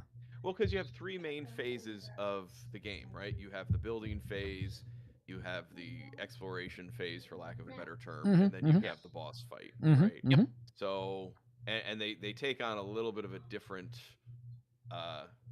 usage in each of those. So I think that clarity might be a little bit easier to manage. Yeah. Okay. That's totally fair. Matthew, what was an aspect that wasn't working for you? It was pretty overall nice experience. Going last, I know you said there's not as much of a disadvantage because you can get the cards to combo and then you can build faster. Mhm. But it happened that two players in front of me had the combo. Mm-hmm. It didn't really feel like anything that it was just pretty much luck. Going last inherently has the disadvantage, and I'm reliant on luck to maybe mitigate that but the odds are it's 1 in 4 chance that I beat everyone else out. So it didn't feel like any panacea to that. So what do you mean by panacea? Because I'm not quite sure what It that didn't feel means. like it didn't feel like it helped. Oh, It okay, didn't feel okay. like it helped. Like it didn't feel like it mitigated going last. Going last still felt like it was inherently a disadvantage. Gotcha. No, so yeah, I mean, I'm not sure I was trying to mitigate. What about did feel like I was trying to mitigate? Because I don't think that was intentional on my part. Sorry, what was the last part? So it sounded like you said there wasn't any what you were at a disadvantage of going last, and I agree. Mhm. Did you experience something that made it feel like I was trying to give it an advantage to going last? Because I don't think I was. I think there should be something like that, but That's what I'm saying. Okay. I thought during the teach you said, well, despite going last, or at least not going first, don't worry. You might think, hey, here's a question you just asked me that I'll just Oh. pose for everyone. And isn't the first player always going to build first? Well, not necessarily. And that way, so that's what I took that as that might help players that don't go first. Great, but that really only is applicable to it's second still place, luck third place driven in is a what you're turn order. saying. Yeah. Yeah, okay. I can't remember which game it is. There's one game where the last player gets to go twice in a row. Oh. So if you like went through, especially, I don't know how that would work for a smaller game, but if you went like in the build phase, right? Let's say it's me and then Drake and then Matt and then Francisco. Mhm. If he was last, then you reverse the order for the next section. Francisco goes again. Snake So he draft. goes twice in a row. Oh, and then okay. Matt, Drake. Mm-hmm. Yeah. That way, Snake. everyone's kind of at a disadvantage to some extent. Okay, that's a really good idea. Snake draft. For What game? I play it all the time. What the heck game does that? Somebody help me out. What game is it where the last person gets to go twice? Yeah, I don't know. I know that's a common thing in a lot of like draft picks and stuff. That might be an idea where you reverse the order, Mhm. ping ponging it back and forth Mhm. as you're in the build phase. No, that might get too complex though. I don't know. No, I think that. No, I think that would be a great way to solve that, so that there is even less of a likelihood of. I mean, I think if that happened to me, and I ultimately, I mean, someone's gonna go last, but if it happened that way, I think I'd feel less like, well, I didn't get lucky, and I'm also last, so that's really like a double whammy. I'd feel like that's more mitigated. Like, well, okay, that just happens. All right, so. Then I'm going to ask you guys to rate this on a scale of 1 to 7, these 3 questions. Let's see. So 1 being best or 7 being best? Great question. 7 being a lot and 1 being not at all. So the first question is, how much fun was the game? 1, not at all, not fun at all. 7, it was a lot of fun. So Matthew, what was yours? I'll give it a 6. 6. Nathan? 6. 6 also. Drake, if you're back. I don't know if you're back yet or not. Okay, I'll come back to Drake. How meaningful were your decisions, Nathan? On 1, they were not meaningful at all. 7, they were very meaningful. Mine were probably at a 5 because I'm learning the game. Mm-hmm. Matthew? I felt down around a 4. 4. Maybe a 3.5, whatever the middle point would be. Okay. It felt a lot of luck, and then I had a little wiggle room on top of that. And Okay. that was what felt meaningful, but it had already been predetermined for me, a lot of what I would be able to choose from. Gotcha. Okay. Hold on a second, guys. This is... Okay, then last one. While we're waiting for Drake to come back. How unique was the game? 1, not unique at all. 7, very unique. Matthew. I'll give it a 5.5. There are games with augments. There are games with a lot of these elements, but you brought them together in an interesting way. So I'd say a 5.5. Okay. And Nathan? What's that from? Yeah, I'd say a 5. 5? Yeah. Okay. That's pretty unique. But it didn't feel so foreign that I couldn't figure out what was going on. Awesome. Okay, let's see. All right, then now if there's any sort of comments, and Drake, let me know if you're back yet. I don't know. I'm back. Oh, okay. Then have a few quick questions for you on a ranking of 1 not a lot to 7 a lot. How fun would you say the game was? 7. 7. And he's not influenced by our previous comments. That's true. Yeah, since he was gone. Again, real straight shooting feedback. Nice. How meaningful were your decisions? 1 not at all. 7 very meaningful. I'll say 7. 7. All right. And how unique was the game? 1 not at all. 7 a lot. 7. 7. All right. You just hit the jackpot. 777. Yeah. Your check's in the mail, Drake. All right. Well, you heard my answers last night too. Yeah. Whatever night that was Thursday. So, you know that these are quite similar to what I said Yes, before. absolutely. Yeah. All right. So now's open to any other comments or anything that you guys would like to share. Make sure I know anything you think you'd like to see changed.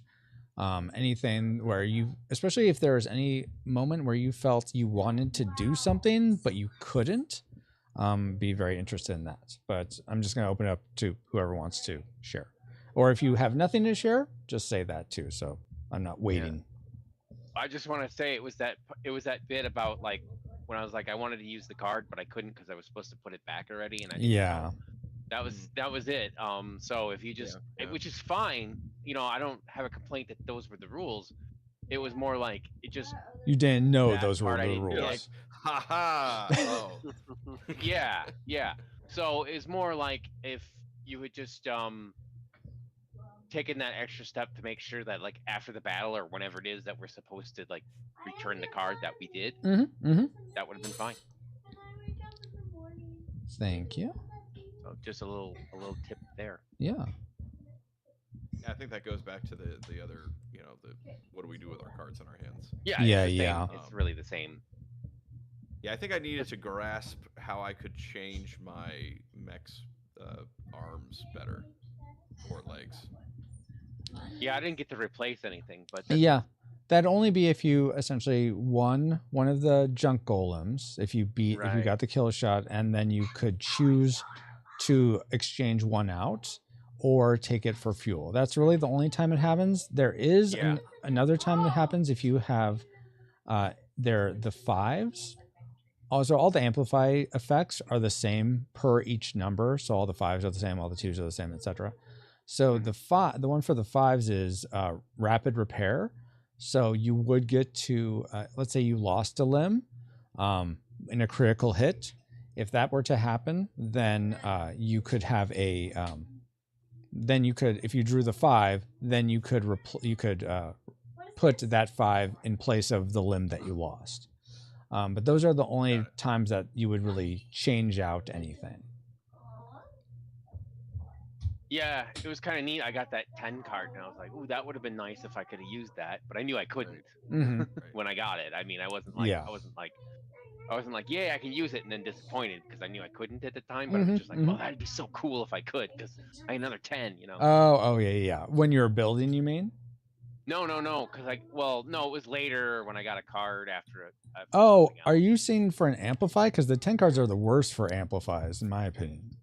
Because no, I got it, but I was just like, oh, that would have been cool if I could have used it for an arm. Oh, I see. Okay, gotcha. But I knew I couldn't use it, so it was, but it was fine. Got it. Those Okay. are the rules. I'm not complaining. It was just one of those things, where it's like, if only it was a phase where I could have done that. I'm almost done. My kids are like, "Are you almost done?" Oh, yeah. Speaking of which, I gotta get going. Yeah, no. All right. Thank you, guys. This was fun. Yeah, thank you so much, It was great. Nathan. Really appreciate you taking the time, and have a great day. Yeah, you too. Thank you. Any comments from you, Matthew? If not, that's totally fine. Yeah, I have some notes. Did you want me to give them rapid fire, or how do you want it? Only as rapid fire as I can write them down. So don't go. So yeah, go for it. was a fun game. I enjoyed it. Some of the notes I wrote down as I played were you might consider putting a dot on a card or a rare symbol in the theme of the junkyard or a unique symbol or a trump suit. I know in some games, spades is always trump, always wins, inherently more strong. I don't know with the 4 elements if you want to make one inherently more powerful, but it might be one way to create interesting tie breaks. So I might have a 2 of wind, but it has the little tie break symbol on it. Or I might have a 3 of fire. Maybe the bottom 2 cards have the tie break. And that way, if I'm of equal strength or equal power, but then I look and I see this extra symbol, and that just is just enough to wiggle me over and break the tie. Just something to consider. Yeah. There was one point where we were down to the 5th tiebreaker. Yeah, and yeah. Still trying to break it. Yeah. Which was quite fun, actually. Like, oh, we're tied. Okay, what about this? We're still tied. We were like perfectly matched. Right. See, that's why I asked you the other day. I said, Yes. well, what if that's the tie? I wasn't expecting it to go that far, but. Oh my word. Yeah, but that's a good I can totally see the value of that for sure. Yeah, so it's just a general comment. You figure out how to best apply it, but I've played a game where they had all the cards twice. I'm not saying do this, but it's give you an idea. And all the cards were of a certain suit and a certain value. Then they had all the cards a second time, and it was considered the unique or rare version, so the authentic version of the card in that context. So it was interesting because I would have 2 10s in my hand, but I would have 1 10 of rarity and 1 10 of commonness, and so already ooh, this one's slightly better, but you got to balance it somehow. The second thing was I noticed on the round cleanup it wasn't very clear. We remove all of our disable tokens as part of round cleanup, cards that go away as part of round cleanup. I'm wondering if you just print that on the board. It's a nice board. I wonder if you could just make it a little wider or put it in one of the dead areas just to say, end of round cleanup, or maybe game phase, do this, very high level, do this, end of round cleanup, or at phase 3, do this, or something. That would be helpful. Okay. Especially when we're not playing with a designer, then I'm imagining bringing it to the table, and then all I have to do is look down at the thing and okay, everyone, it says here, that's right, get rid of our disable tokens. Glad it reminded me, and that's right, cards go away, and that have been flipped as part of the attack phase or whatever. That kind of thing. That's awesome. Yeah. Thank you. Already talked about a couple of things. Who gets to let's see, 1 second. I gotta read my own notes. Yeah. Trick, right? I thought, in general, it's a general design comment. Who gets to pick when there's disadvantage, or if you were even to create situations where there are 2 things and something needs to get picked? I thought was a very interesting design space you might want to explore. So, as the boss, there was a lot of times where I had to draw 2, and there was disadvantage.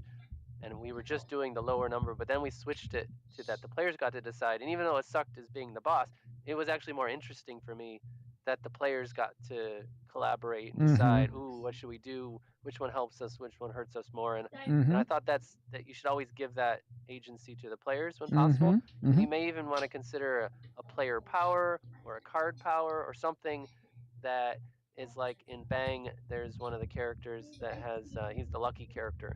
So you normally draw the top card from the deck, and if it's hearts, something bad or good happens.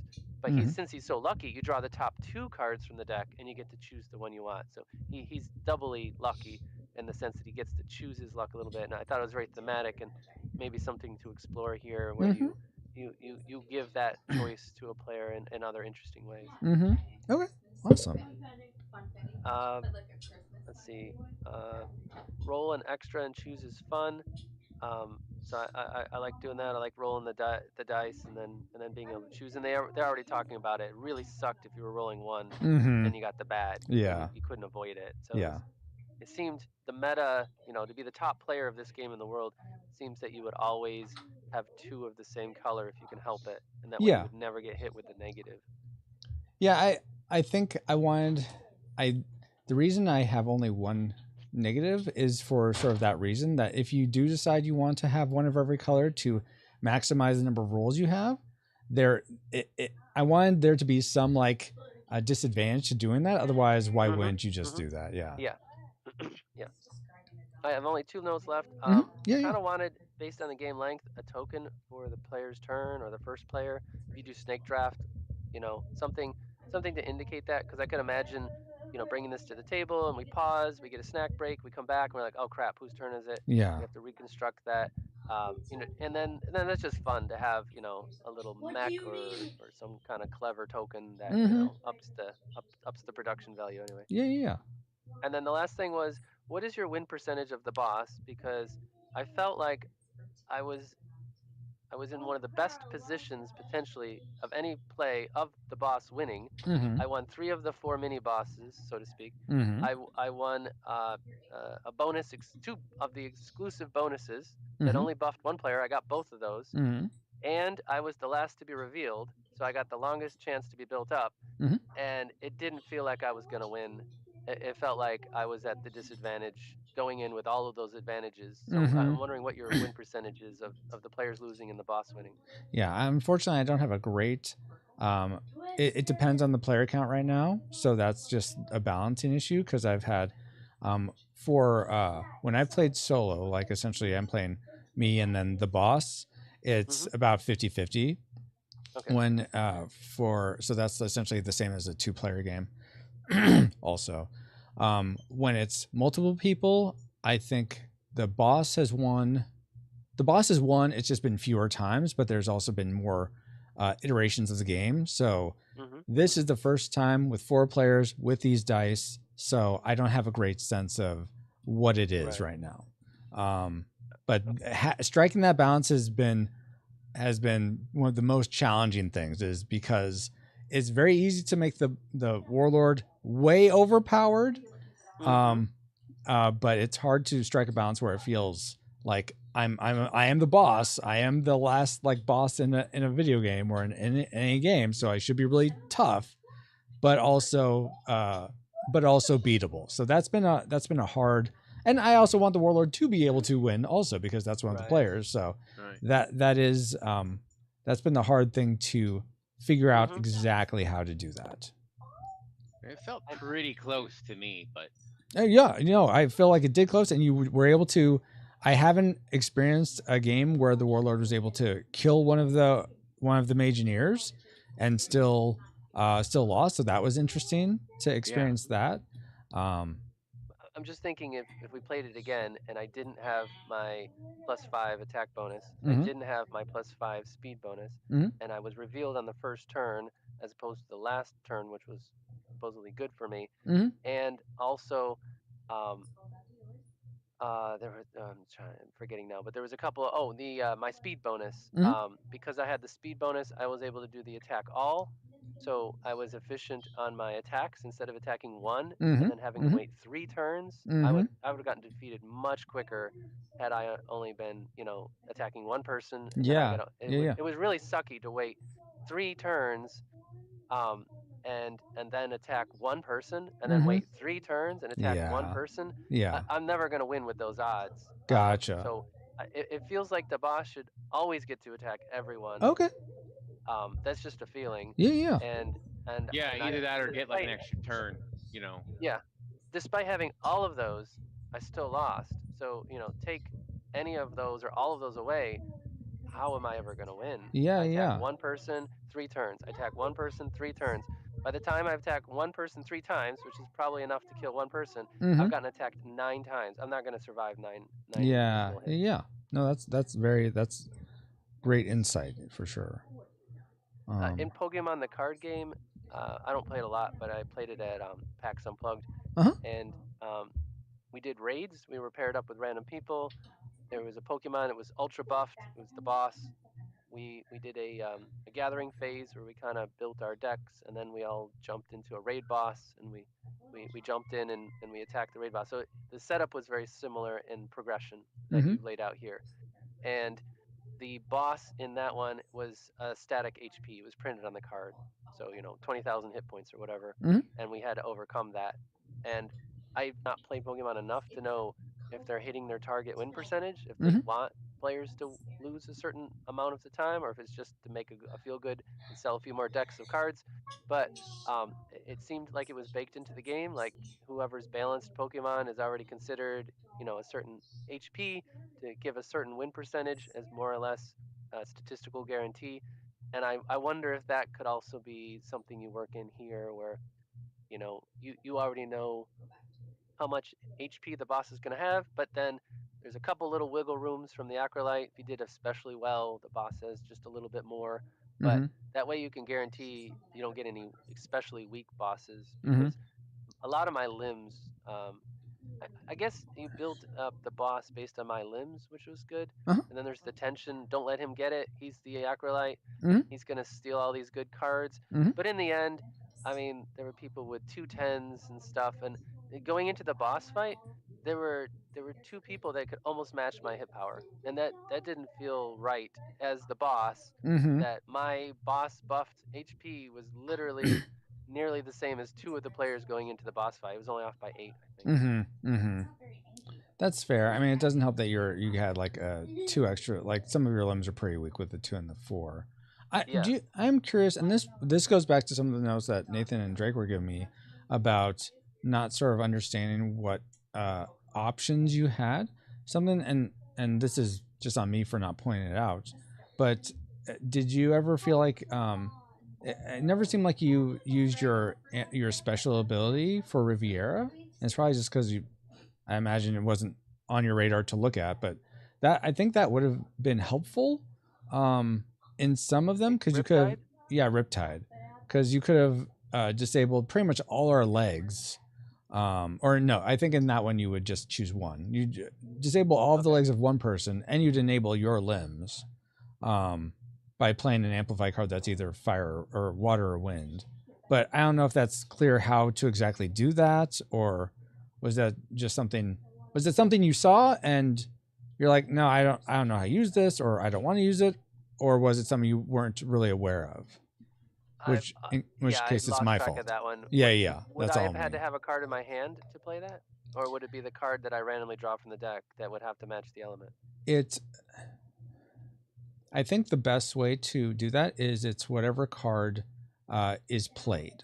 So whether it's from your hand or it's the one that you just decide to draw off the deck. I was interestingly devoid of water as far as the luck of the draw. If had it been in the front of my mind, which it wasn't, I'm playing back the cards that were flipped. I don't think I flipped a single blue the whole game. I know I did, but because may not have been available to me. In that sense. Well, and it was there was one early on. Maybe. In the battle at the end. And it would have been wind or water, either of those. But I still get that that's like oh, and then this is another one that I don't know if I feel like we would have done this full repair, where you would have gotten all your HP back, because I feel like we got through the whole deck, but I'm not sure what happened where that didn't occur. You ended up getting that one, or someone else did. Yeah, someone else picked the card. Oh, picked a card. Itself, but I have an inherent ability. Yeah. That says when amplified deck empty. I didn't get that. Okay, so then that's on me for not having better track, and that's my responsibility to just manage that better, or to have something on the board that indicates. There's only 6 cards there. It says 6 turns, and I get all my HP back. Oh boy. So I think that would have helped. Powerful.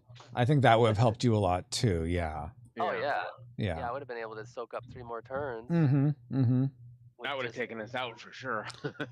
Yeah, I don't know. So. I think that might be almost too strong, especially in a 4-player game where the amplify deck is too. Maybe you get that one time, like it's a one time thing. I think that makes. Then you flip the card or something. Yeah, or something. Yeah. Oh. Time. Those are my notes. Thanks. Yeah, thank you so much. Yeah, thank you guys so much for being a part of this stream. For everyone that was watching, appreciate you all. I know Yoshi and Dale and David, all you guys for hanging out. Thank you so much, Matthew and Drake, for being a part of this. Nathan, if you ever watched this last part, thank you for being a part of it. I'm going to go ahead and do my stream closeout stuff, but you guys are welcome to drop from the call, or if you want to stay on, you can. But yeah, thank you so much for taking time for this, and let everyone know one more time where they can check out your stuff. So I'll say for Nathan, check out his podcast at untoldpodcast.com. Matthew, where can people get licensed to Krill or find out more about it? Yeah, I've been designing licensed krill for about 2.5 years. Mhm. It's started during COVID, Mhm. as many of these recent games have been, and I'm looking to kickstart in 2024. Awesome. Krillgame.com is where you can get more information, and the game case, I plan on it having a whale plush, and it's not just the game case, it's also a central component. So the players have agency to control where the whale swims to a degree, and then there's some risk, a little push your luck when you flip the deck if it attacks you or not. I'm trying to bring it up on screen so people can see. Okay. Krillgame.com. Oh, that's a cute whale plush. I like that. Very cool. Let me go ahead and just sign up right now to this mailing list. Awesome. Thank you. Drake.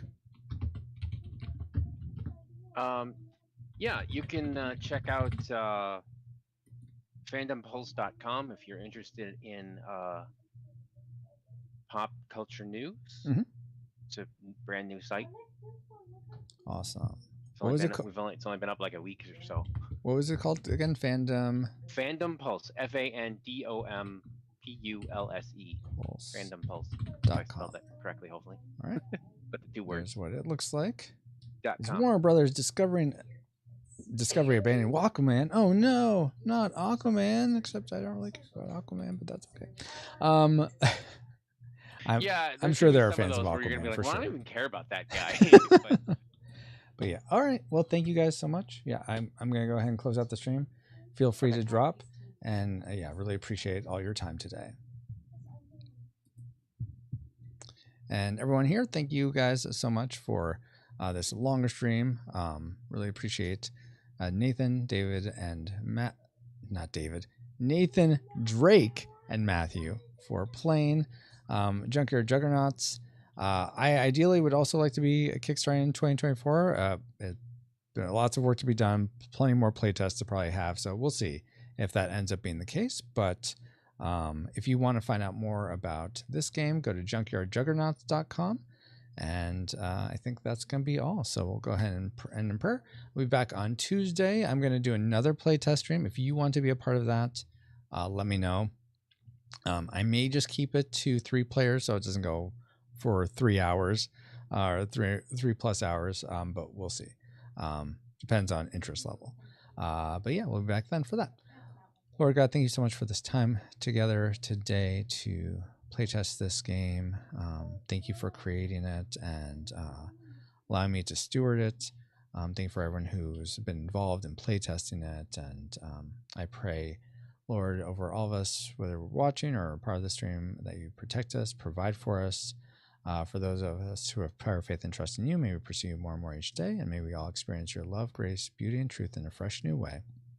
We pray all this in the name of your Son, Jesus Christ, who left all majesty to come down into our depravity, lived the life we went, taught us how we could, conquered sin, overcame death, being raised to you, the Father, making a way for us all to have a right relationship with you where there wasn't a way before.